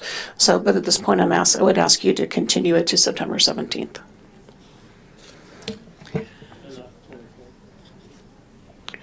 Right, to September 17th, not the 24th at this point. If we need to slip one day, we will, 1 week, we will look at that as well. But at this point, September 17th. And I do not believe we need to kind of open this item. We are just setting the date and then continuing forward. Okay, that's a regular council meeting night. Correct. Thanks. So. Can we try not to have other matters on that are substantive on that? Yeah, if it ends up on the 17th, I will move other things around, and then we will probably move some items to the 24th. So that's why there's some flexibility there. Okay. So. We need a motion. Yes. We need a motion to that effect. Do I have a To motion? continue it. Make a motion to continue the Gateway appeal to September 17th.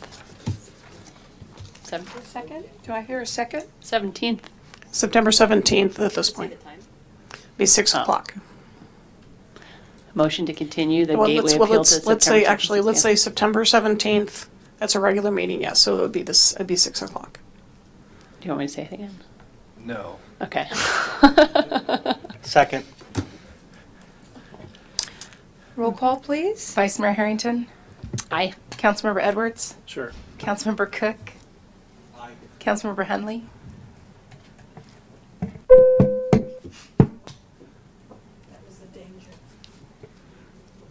Aye. Mayor Agramonte? Aye. Motion carries unanimously.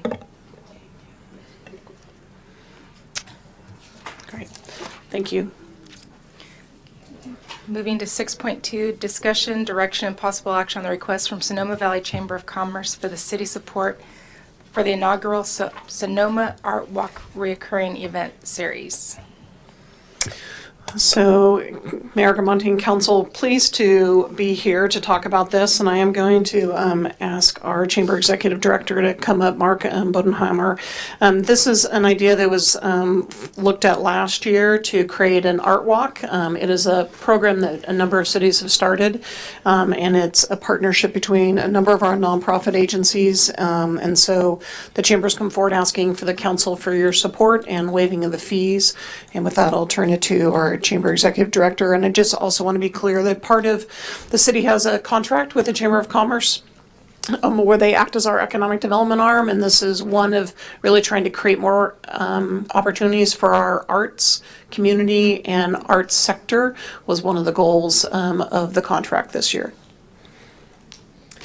Thank you, Kathy. Good evening, Mayor, members of the council. My name is Mark Bodenhammer. I'm here on behalf of the Sonoma Valley Chamber of Commerce. Thank you very much for your consideration of being an official partner in this. A couple of things I want to mention. First of all, I think this is shaping up to be a very positive community event. It is something that's going to bring new audiences downtown and all around Sonoma Valley as well. We are working for economic development and to promote the arts in Sonoma, and so I think those are great goals. This is an off-season, non-weekend event. It's going to bring new audiences to town, and I think that those are positive things for our local economy. We are developing a website and an interactive map, which is really cool. If you want to learn a little bit more about the project, we've actually got the temporary website up at sonomaartwalk.org, and it'll give you a little bit of an overview of what's going on.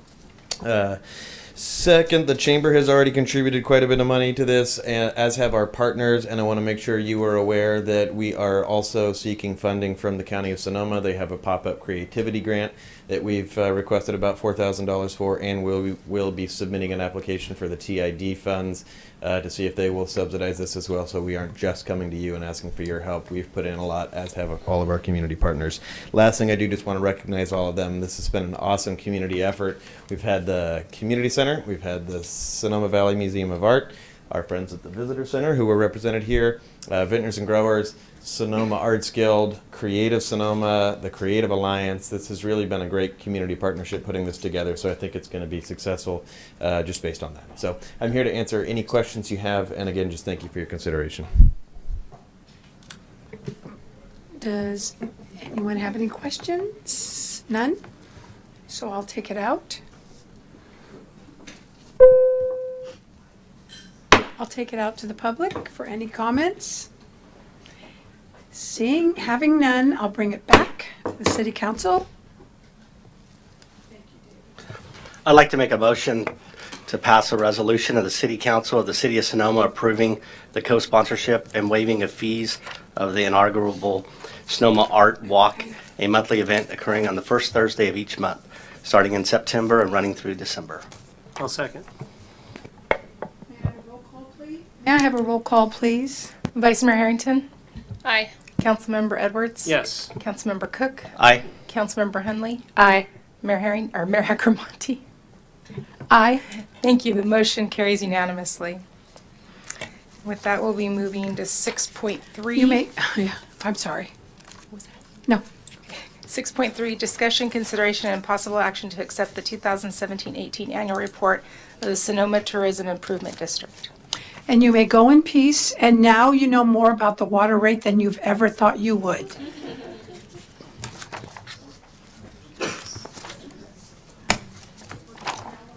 Moving on to 6.4. 6.3. Oh, 6.3, sorry. I'm really tired. Oh, shoot, oh. So Mayor Agramonte, I'll say a few words before we hand off her presentation. Back in 2012, the City of Sonoma formed a property and business improvement district called the Sonoma Tourism Improvement District, and that was first approved for a 3-year term. And back in 2014, the council renewed it again for a 10-year term. And the Sonoma Tourism Improvement District, it is a benefit assessment district, and it was established to fund marketing and promotion efforts for Sonoma lodging businesses. And so there is a 2% assessment on all lodging businesses in town. And state law provides that these tourism improvement districts need to have a nonprofit mutual benefit corporation, and that organization does exist. And then the Sonoma Tourism Improvement District basically contracts with the Sonoma Valley Visitors Bureau in order to do the outreach and marketing for the TID. And so based on the state law and contract that we have within the management plan, it is required to do an annual report. And so with that, I will turn it to Zach Weinberger, a board member with the Sonoma Tourism Improvement District.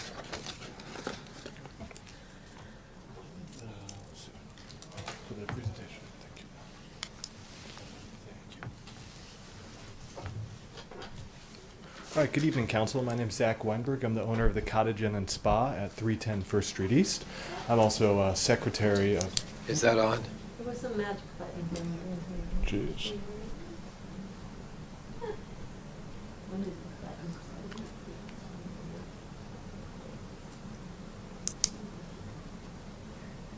Hey, is that better? Yep. Here we go. You did it. Thank you. All right, I will start from scratch. My name is Zach Weinberg. I'm the owner of the Cottage Inn and Spa at 310 First Street East. Still no? You stick your... I know. What too about far me? away Do I from do it. something? Should we just give Uh-oh. him that mic? Now we lost it. Do you want the other mic? I just want to make sure it's people on the headphone can watch. Let me tell you what you want.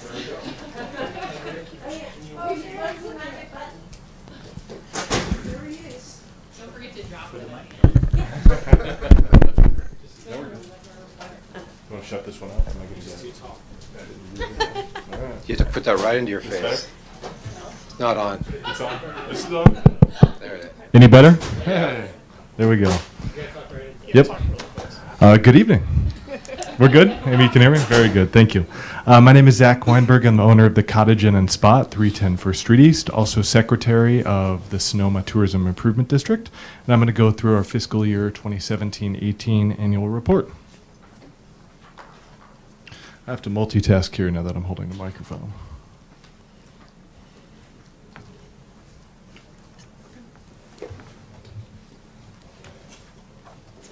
There we go.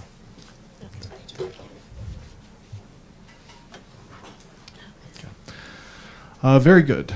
So Sonoma TID works through a partnership with the City of Sonoma as well as the Sonoma Valley Visitors Bureau. We'll just change it for me. Thank you, Kathy. First, I want to go through who we are, who our board is.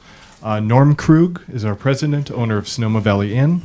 Brian Montanez, vice president, general manager at El Dorado Hotel. Dan Parks, who's here this evening, is our treasurer and owner of Inn at Sonoma. Myself, owner of Cottage Inn and Spa, as well as being the representative for Sonoma Small Hotels, B&Bs, and Vacation Rentals. Kayla Stewart, owner of El Pueblo Inn. Ruben Cambrero Cedeno, general manager at MacArthur Place, and Jay Garrett, general manager at the Lodge at Sonoma. And then we've been fortunate to have Mayor Agramonte join us for our meetings for the past year or so. So thank you very much, Mayor. Quick TID at a glance. This slide provides a brief history of Sonoma TID, as well as a little understanding of what the collection process is. Formed in 2012 with a 10-year extension in 2015, Sonoma TID District represents accommodations within the city limits. The 2% assessment on overnight stays, with the exception being rooms occupied more than 30 days and travel by government officials. Those are the only exceptions outside of the TID or TOT assessment. And then reviewing the collection process. TID assessment is collected with the 10% TOT by the city. The TID assessment, less a 1% collection fee, is then remitted back to the TID. Good. Thank you. Some of the benefits of TID. Economic, we provide a stable source of funding for a destination-specific marketing program with the goal of increasing occupancy and room revenue at lodging properties in the city of Sonoma. One of the main focuses is on midweek and off-season occupancy. Community, upcoming slides will show the growth of TOT collection since TID inception, but I just want to point out that this also allows for funding and visitor services and events that provide overnight stays to Sonoma. For positioning, allows Sonoma to compete with other competitive visitor-centric destinations. Really important to keep Sonoma at kind of the forefront of the tourism industry here in California. Finally, marketing and promotion.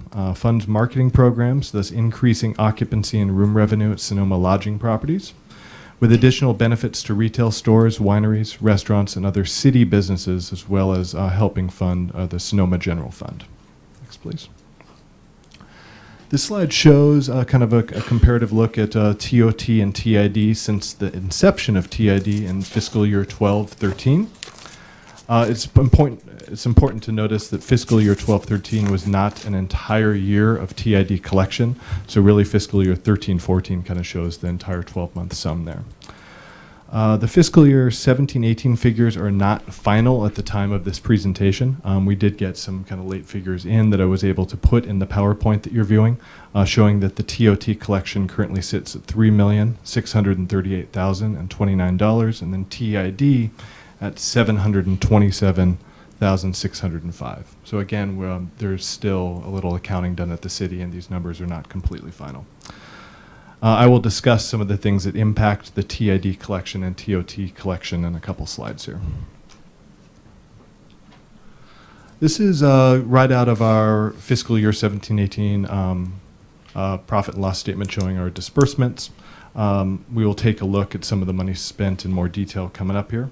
One thing I do want to point out on this slide, the 70% marketing includes a $100,000 fire reserve expense that the TID, we broke into our catastrophe reserve after the fires and helped fund some Visitors Bureau services that we will discuss in more depth.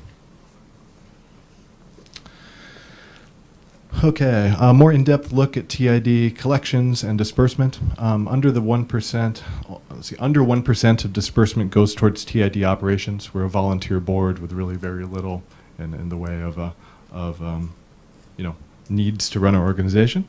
The second set here is going to be special events and projects. I'll walk through these. These are all grants and programs that we as the TID help throughout the year. The Plaza Holiday Lighting.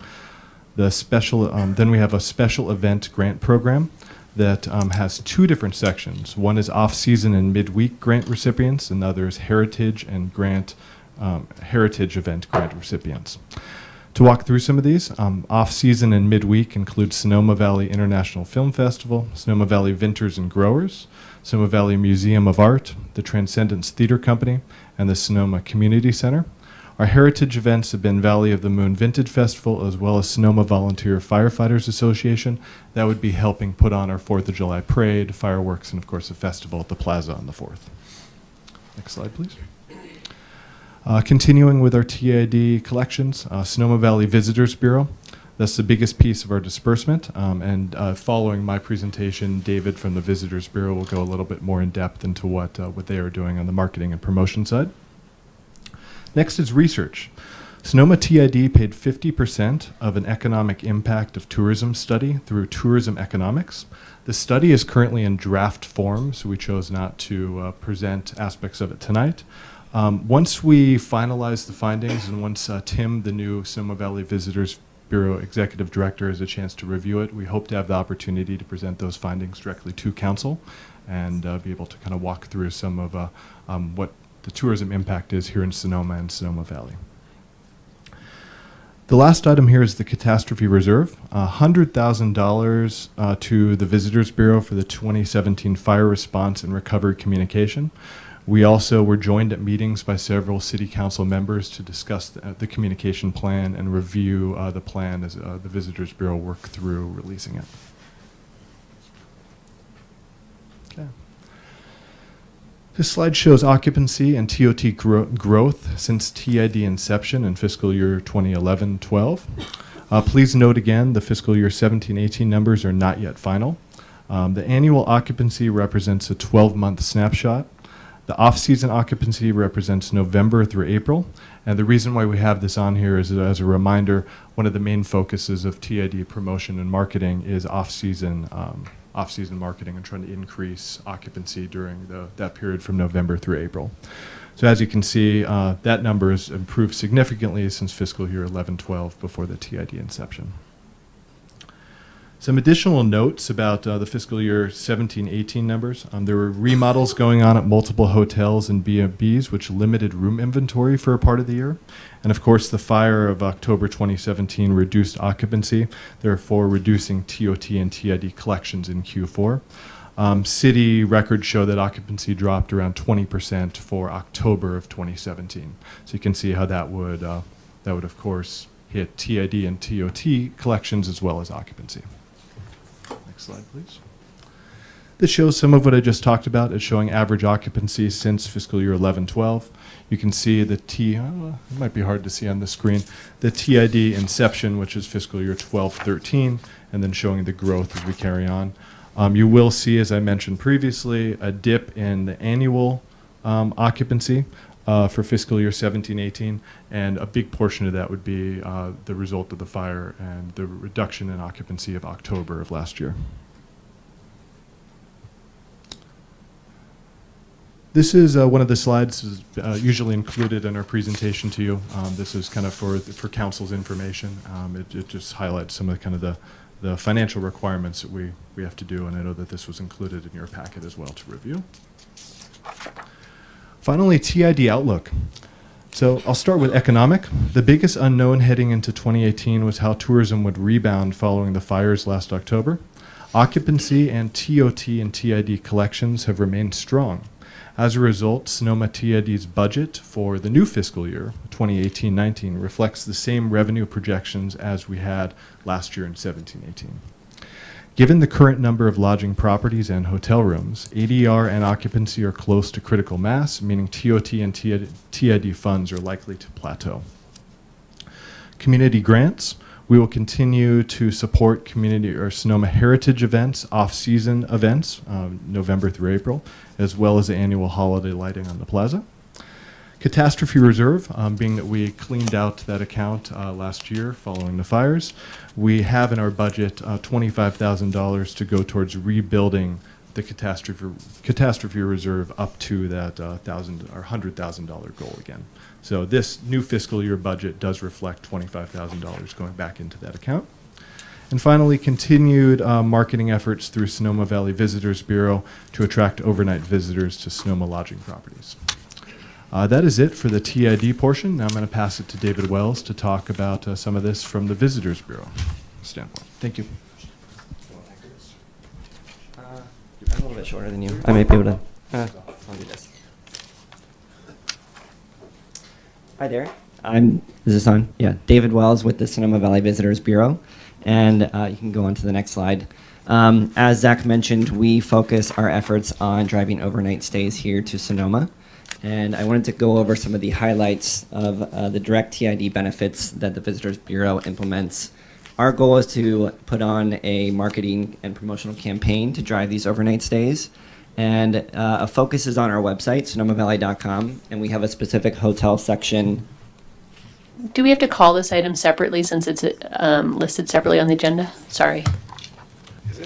No, sorry, there's two different things. So this is still part of the TID report because this is how the funding from the TID was used by the Visitors Bureau. And then we will have a separate report by the Visitors Bureau. That will be a separate agenda item. Sorry I interrupted you. I apologize. No worries. We also have a TID section in our Sonoma Valley Visitors Guide, of which we print 75,000 copies and distribute that all over California. At our visitor centers, both of them, we have the member brochures from our hotel properties. And the Carnegie Library location on the plaza saw over 24,000 visitors last fiscal year. We have a TripAdvisor Sonoma Valley page, and that highlights the hotels and has booking capabilities on there. We've purchased boosted social media posts for the TID properties to go out to our social network. We hold social media contests to encourage people to tag their friends and showcase all the properties that we have here in Sonoma. We write digital stories on our websites, and we also host journalists from a number of publications from all over the world and encourage them to stay, and hopefully results in story inclusion. We include hotel properties in photography in our digital advertisements, as well as in our print collateral. And we include City of Sonoma specific information on billboards, on our maps, in our visitor's guide, and on other collateral. So as Zach also mentioned, there is a study that Sonoma Valley has, but I wanted to report on the Sonoma County numbers. And this is last year, tourism jobs. There were over 22,000 tourism jobs in the county. And economic spending was $2.1 billion and had $177.7 million in tax revenue. And we wanted to note that Sonoma County overnight visitors on average spend $389 per day. This has some of our digital media and social results from the last year. I won't go over all of them, but just the 25% increase in our Facebook followers, the 18% increase in our Twitter followers, and the 16% increase in our Instagram followers. So our social network is growing, and it's now over 80,000, and we're continuously promoting Sonoma to these audiences. This is a snapshot of our website. You can see our homepage there, and we had the recognition of one of the coolest small towns in America by Budget Travel, which was a great story this year. We also have our maps on there, and then Sonoma City specific information if you scroll down and go to the Sonoma section. And our website last year, in the fiscal year, had 260,000 visitors, which resulted in 572,000 page views. And a majority of these people are coming from California with a focus in San Francisco. Our advertising and media, our focus is on the primary feeder markets to people coming to Sonoma. And we have a mix of print, digital, television, radio, and outdoor. You You can see a couple of the outlets that we advertise in, from Alaska Airlines, Sunset Magazine, The Chronicle, and last year we had a total of 352 million impressions on our advertisements. You can see a couple of the examples there with obviously the lighting of the plaza, a billboard from San Francisco encouraging people to visit Sonoma Now, and a couple others. We host journalists from all over the world, and we call them fam trips, for familiarization tours. And we have them come, stay at our hotels, experience the wonderful businesses that are in Sonoma, and that results, Kathy, if you don't mind going to the next slide, this past year in 1.8 billion impressions on the articles that were written about Sonoma. And that had a $89 million media value. And so journalists from USA Today, Forbes, a lot of broadcast media. You can see on the bottom right-hand screenshot a reporter from NBC talking about supporting small business over the holidays and coming up to Sonoma to shop at around the plaza. And then a lot of efforts around the wildfires in the off-season. And so as Zach mentioned, we received $100,000 in emergency TID funding, and that was for direct fire recovery efforts. And the timeline was November through January, where it was critical for us to get the messaging out that we were here, we were open for business.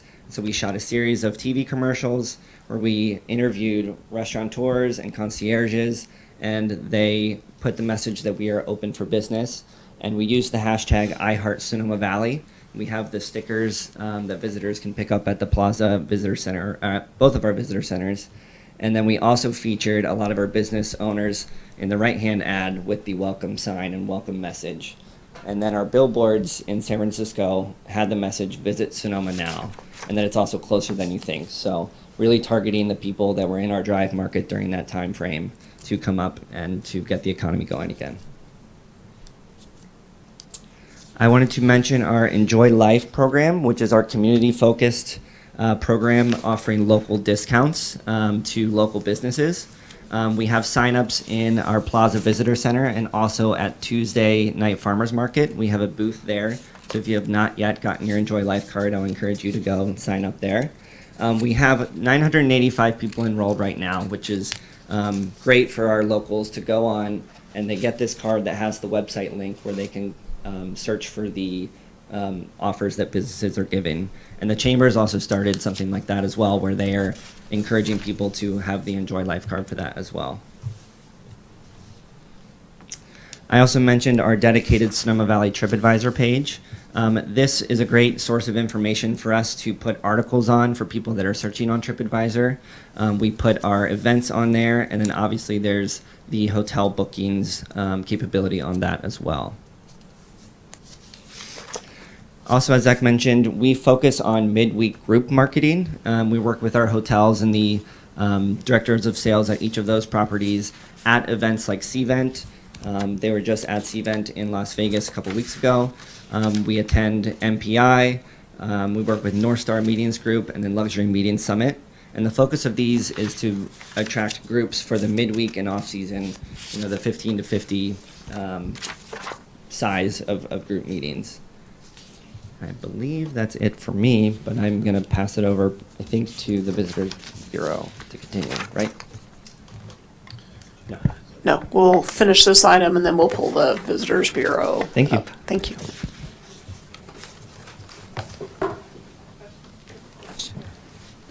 Oh, I have a question. Dave, for you, David. Do you guys have a strategy with regard or an idea about what makes somebody into an overnight guest versus a day visitor from the Bay Area? What are the factors that contribute to that? I mean, to the extent that we have a preference for having people stay here overnight, what are the things that contribute to that? That we put in our marketing messaging, or? No, I just mean like what, you obviously spend time thinking about how do we get people to stay here instead of just coming for the day, and what are your thoughts about how to be effective at that? Just in general, how do you do? Is it just chance? Is it get people from New York? Like, what are the things that you do? One would have to do to encourage that. Sure. How is it done? I mean, in my opinion, I think we market a lot to the Drive market, the Bay Area market, and that's where we see a lot of our visitors coming from that come up for long weekends or extended, if they want to come up on a Thursday and stay through the weekend or stay an extra day. But our advertising we place not only to Southern California, LA, San Diego, where they're having to fly here, but a lot of our traffic is coming from Chicago, New York, DC, and then a couple of our feeder markets from Santa Rosa Airport, so Portland and Seattle and Phoenix and places like that. In our marketing, we always encourage even the events that are a couple day events, so the film festival that's 5 days and things like that. So we market to, come, stay.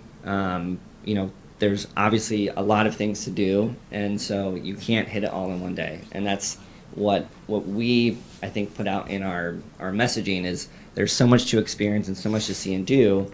You can't go hiking and then go wine tasting and then go to a Transcendent show and then go out to dinner.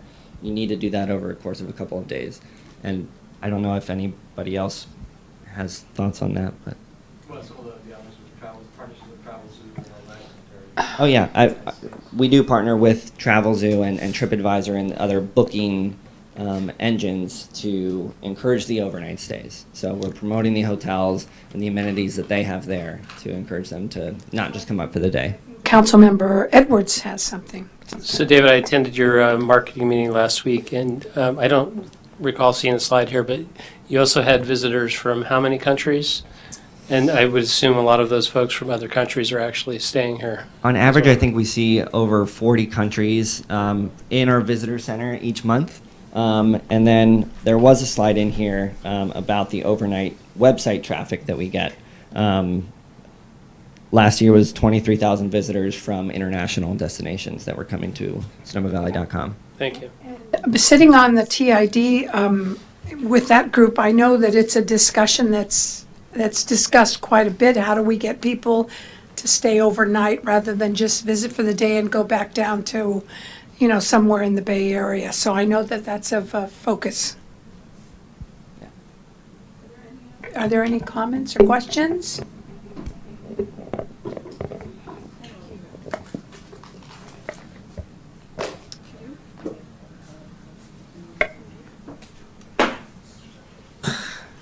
I'd like to take it out to the public for any comments.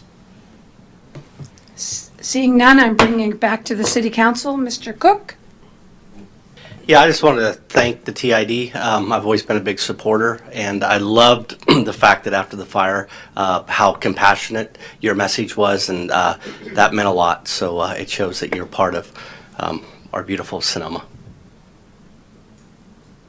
Gary? Yeah, I'd like to, as you guys know, I'm a supporter as well, and when you see Saul, again, remind him that's my broom that he has in that commercial he did. So, thank you.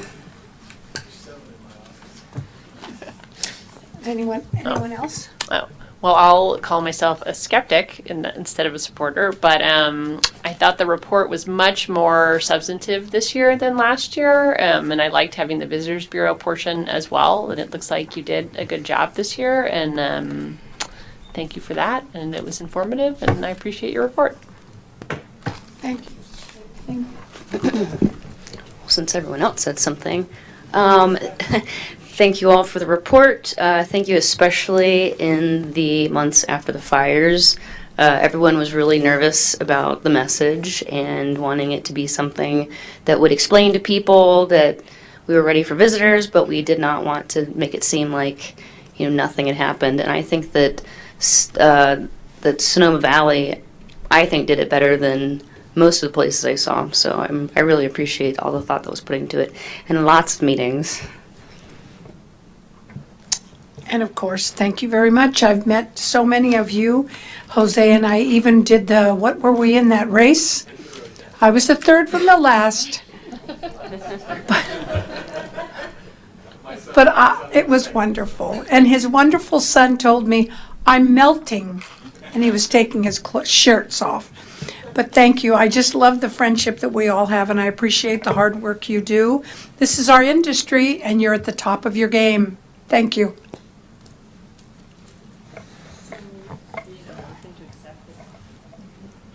Yeah, motion to accept the report would be great. Move to, motion to accept the report. Second. May I have a roll call, please? Vice Mayor Harrington.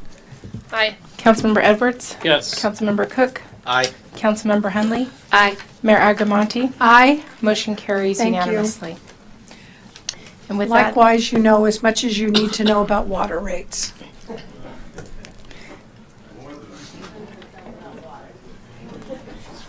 with that, if you're ready, Madam Mayor, we'll move to item 6.4 here, review and file annual report from Sonoma Valley Visitors Bureau. Hello, and thank you for the opportunity. My name is Hunt Bailey. I'm the, is it not working? I got it. I'm not that tall. Just hold that thing up. Can I do this? Hold this thing up? Yeah. My name is Hunt Bailey. I am the president of the board of the Visitors Bureau, and thank you very much for the opportunity. We have our annual report, which we have submitted, but it was brought to our attention that maybe it's best if we kind of talk about who we are and what we do as a service. And so we're going to submit the report and then kind of go off script, if you don't mind, a little bit. So first, who we are. We have two locations, one in downtown Sonoma and one in the southern part of the valley. We are a private, non-profit, member-based organization with 350 members and thousands of employees.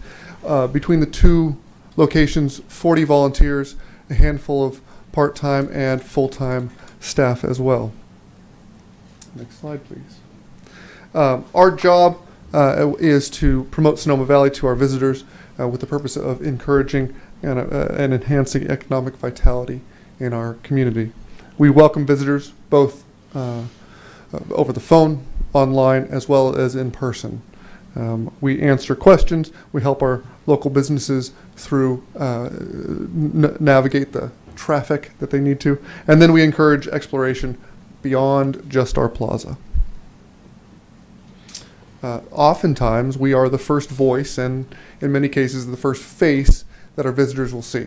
Right. So whether it be at our locations, through our volunteers, on the phone, or online through our dynamic website, we are that first impression. Next slide. Thank you. Hundreds of our small businesses get access to the visitors through our platforms. The dollars that the visitors spend, and I think it was mentioned, 380 something per day on average, goes to help support the jobs, local jobs, taxes, and to help us maintain the quality of life that our valley expects. Other services we provide. So at our location, we sell bus passes to residents. We have, as was mentioned previously, we do an Enjoy Life discount card for the roughly 1,000 locals, and it's always encouraged for more to sign up.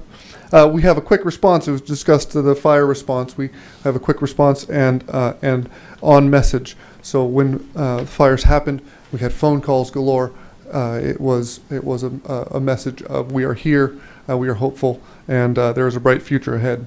And then we have community events that we assist with. So the lighting of the plaza, there's multiple maps that are handed out and given out and created every year. And then we are the headquarters for Freedom Week, which is a military and veterans first responder week that's going to happen, I think, in October, November of this year.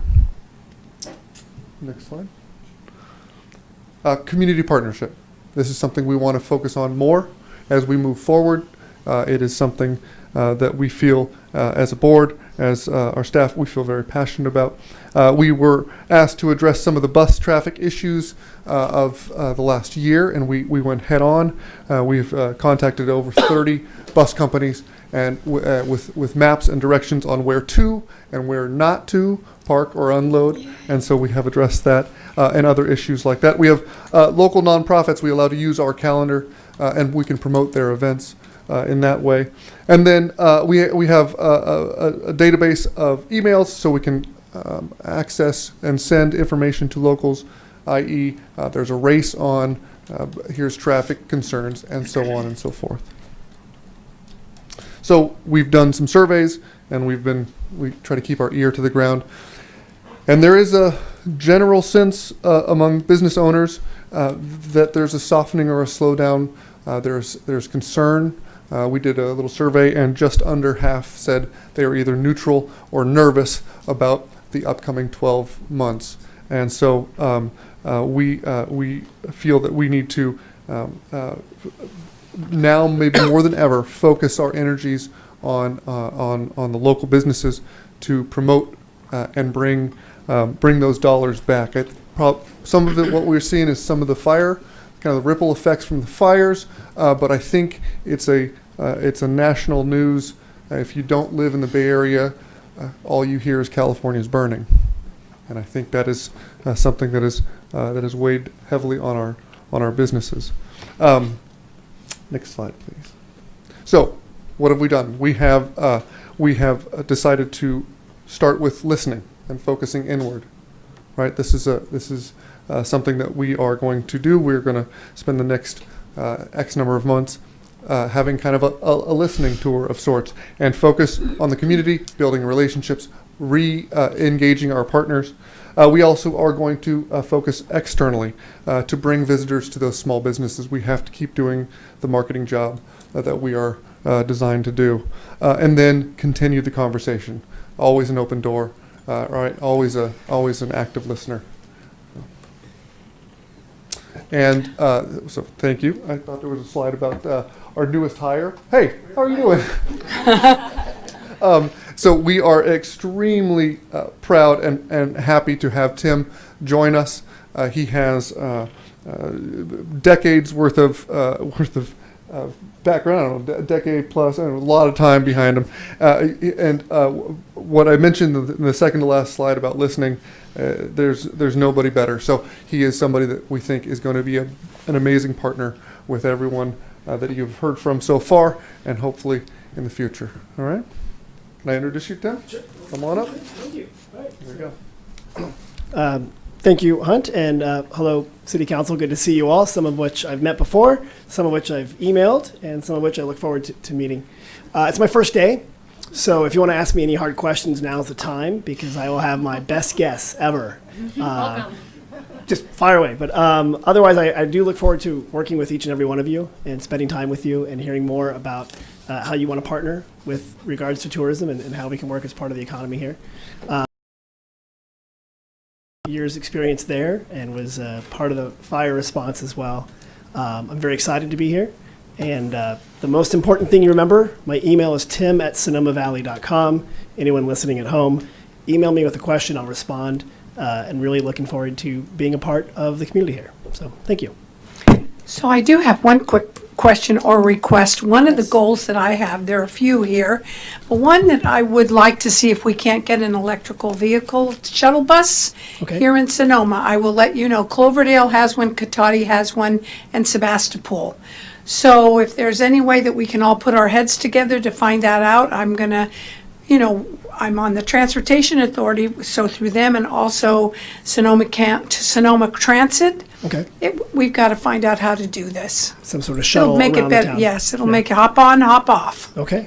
Okay. Thank you. Sure. Great, thank you. So, Mayor, if you want to, any public comment or council questions? Do we have any public comments this evening regarding this issue? None. I'll close the public session. And yes. Thank you for that report, Hunt. It was great. One thing I'd like to work on, which we can talk about at another time, is I just really love to see the history of Sonoma highlighted, and just like we had the art tour, if we could have also a history tour and incorporate that, I think that'd be really cool. And since you're new, this is probably new information to you, but we've talked about forming a historic train district, and we have the League for Historic Preservation, and we have, all this great, a lot of activists here that are willing to partner on it, and I think that would be a really cool thing to highlight about our town. Oh, David. Yeah, I just want to say thank you for the support, and you did a great job, Hunt. I was very impressed. One thing I did like about the report is letting people know how you're focusing on local.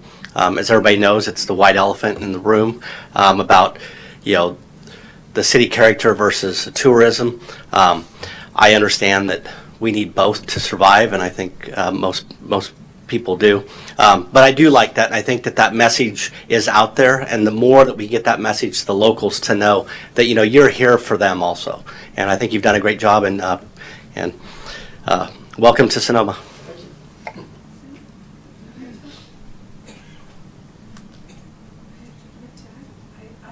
I actually had something I wanted to say thank you. I look forward to working with you, and I'm going to reiterate what Vice Mayor Harrington said. I belong to the Sonoma Valley Women's Club, and I want to let you know that Carnegie actually built 2,500 libraries in the United States, and we got one of them. And it was because of the Women's Club. They fundraised, they had teas, they had, I don't know what else they did, all before they had the right to vote. So all of those things are here in Sonoma. There are a lot of wonderful groups that have done a lot for the city of Sonoma, and I think it would behoove you to be able to find those things out. As I said, the Women's Club took the cows in the jail, off the plaza. All of those things are really interesting. So I think that might be an interesting thing. And I know that Patricia Cullinan actually is very interested in making what you do, introducing our history. Obviously, a lot of people are very interested in the history of Sonoma. So I think as Amy said, there are many people interested in drawing people here who are very interested in the history, and I would imagine they sleep in beds too. So that's really something I think would be exciting for you to take a look at. Thank you.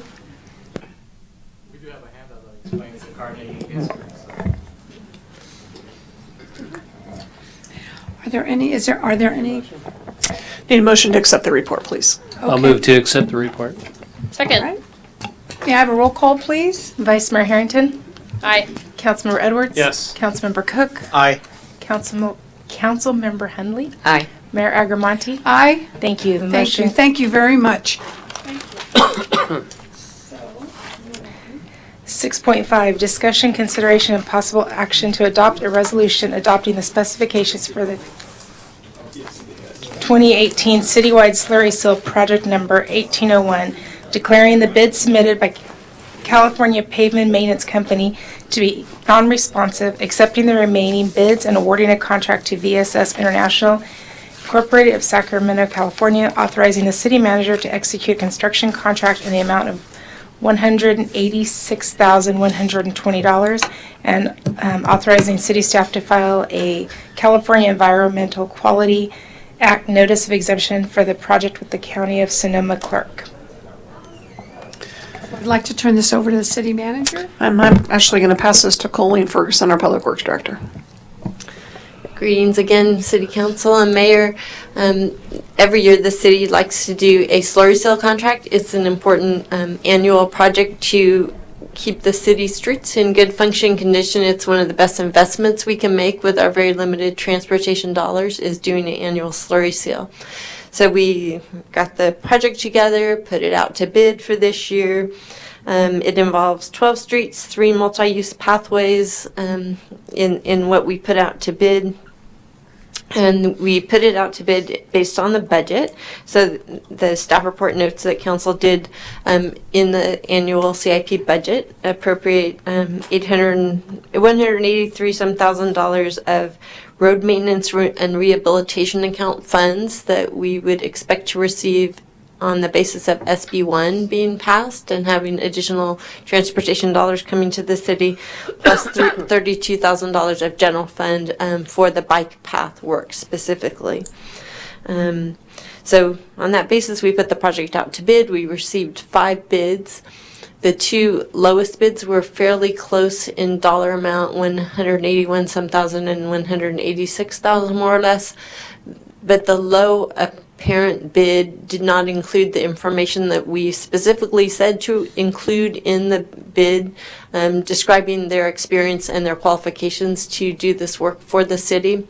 The next low bidder did provide their qualifications to do the work, and when we followed up on some stuff that seemed to be missing, they, like any claims or lawsuits that they had been involved with, they followed up right away with a signed statement that they didn't have any claims or lawsuits to report, consistent with what we requested in our bid package. So on that basis, my determination was that that lowest bid was non-responsive, and so I'm recommending that council award the contract to the lowest responsive bidder that did include their qualifications, so that we could determine that they were a responsible bidder. Which the apparent low did not include. But the other issue with this, and so that's kind of a bit of irregularity that I needed to point out, but of course the other big issue is that there is a proposition on the ballot in November to repeal SB1 in effect and take away the dollars that we're planning to spend on this slurry seal. If that was to pass, we would not be getting the additional gas tax funds that we would be spending on this. Although we do have Measure M funds and other gas tax funds that we have kind of saving for this fiscal year, planning to spend next fiscal year on a street rehabilitation project. So if we did find ourselves in the position of spending the SB1 money and then not getting it, we would apply the Measure M and other gas tax funds to the slurry seal project, and would not be able to proceed with the road rehabilitation project next fiscal year. And that's the basics of it. Of course, there's a lot of detail in the staff report that I'd be happy to go over, or to just answer any questions that council may have.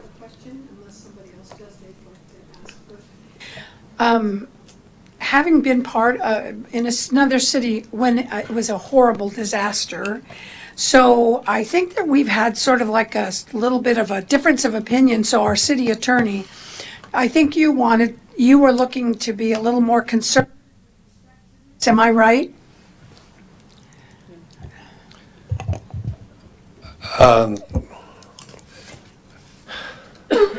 The issue here is that the lowest bidder didn't provide the necessary information that the bid documents required the low bidder to provide. Right.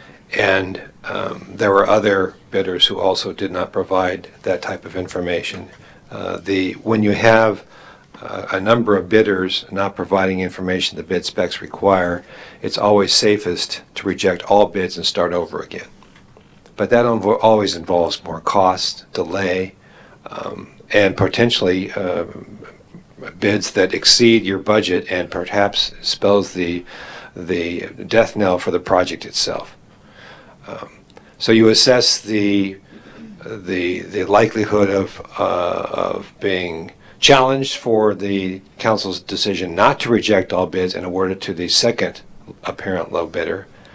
And in this particular case, the lowest bidder has not responded to at least 2 notifications that they are going to be deemed non-responsive and will not be awarded the contract. And that's the first. That's the lowest bidder. The lowest, Yes, not the second. Not the second. The proposal tonight is to award it to the second. And the lowest bidder did not provide any information, did not respond to the notifications delivered to it by the Public Works Department, advising it that it had not provided the necessary information. So,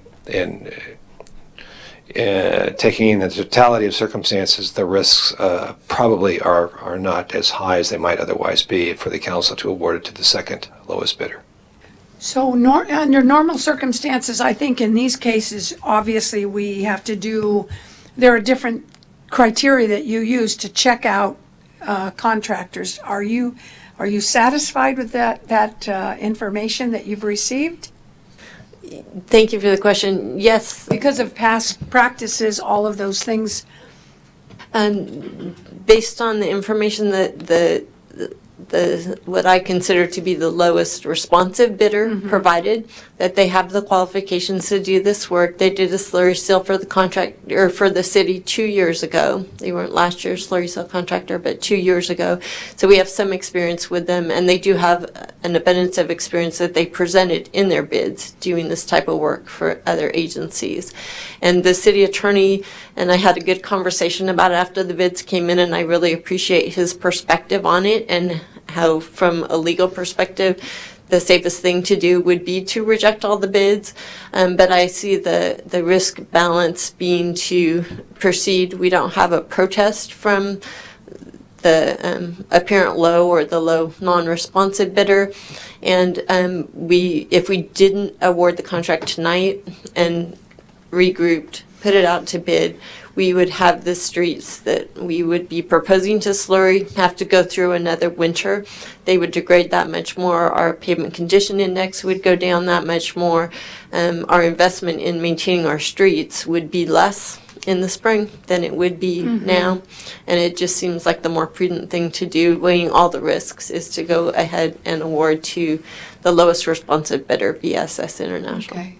Thank you. I don't know if the council was aware of this, but they needed to hear this in order to make that decision. I assume, you have, but I just think it's important that you all are aware of it. And thank you so much for answering. And thank you, Mr. Pistoli. No, sorry, Mr. Walter. Sorry, it's kind of late right now for me. Thank you very much. I appreciate your just advising our team. Thank you.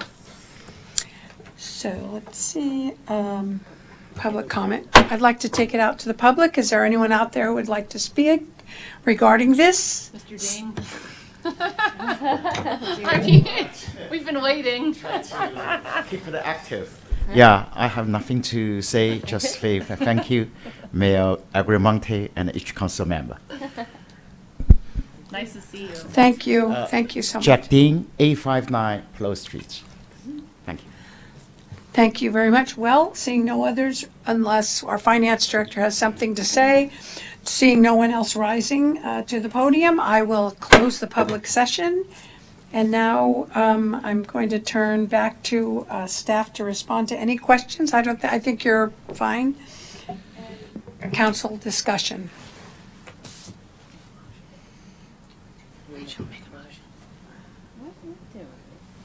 Are you on it? I closed the agenda. Gary, it's all you. I'll go ahead and make a motion. This is a long one. Resolution of the. You could simply say that you move the resolution in the packet. I move the resolution in the packet. Hey, why didn't you say that a long time ago? Thank you. So may I have a roll call, please? Vice Mayor Harrington? Aye.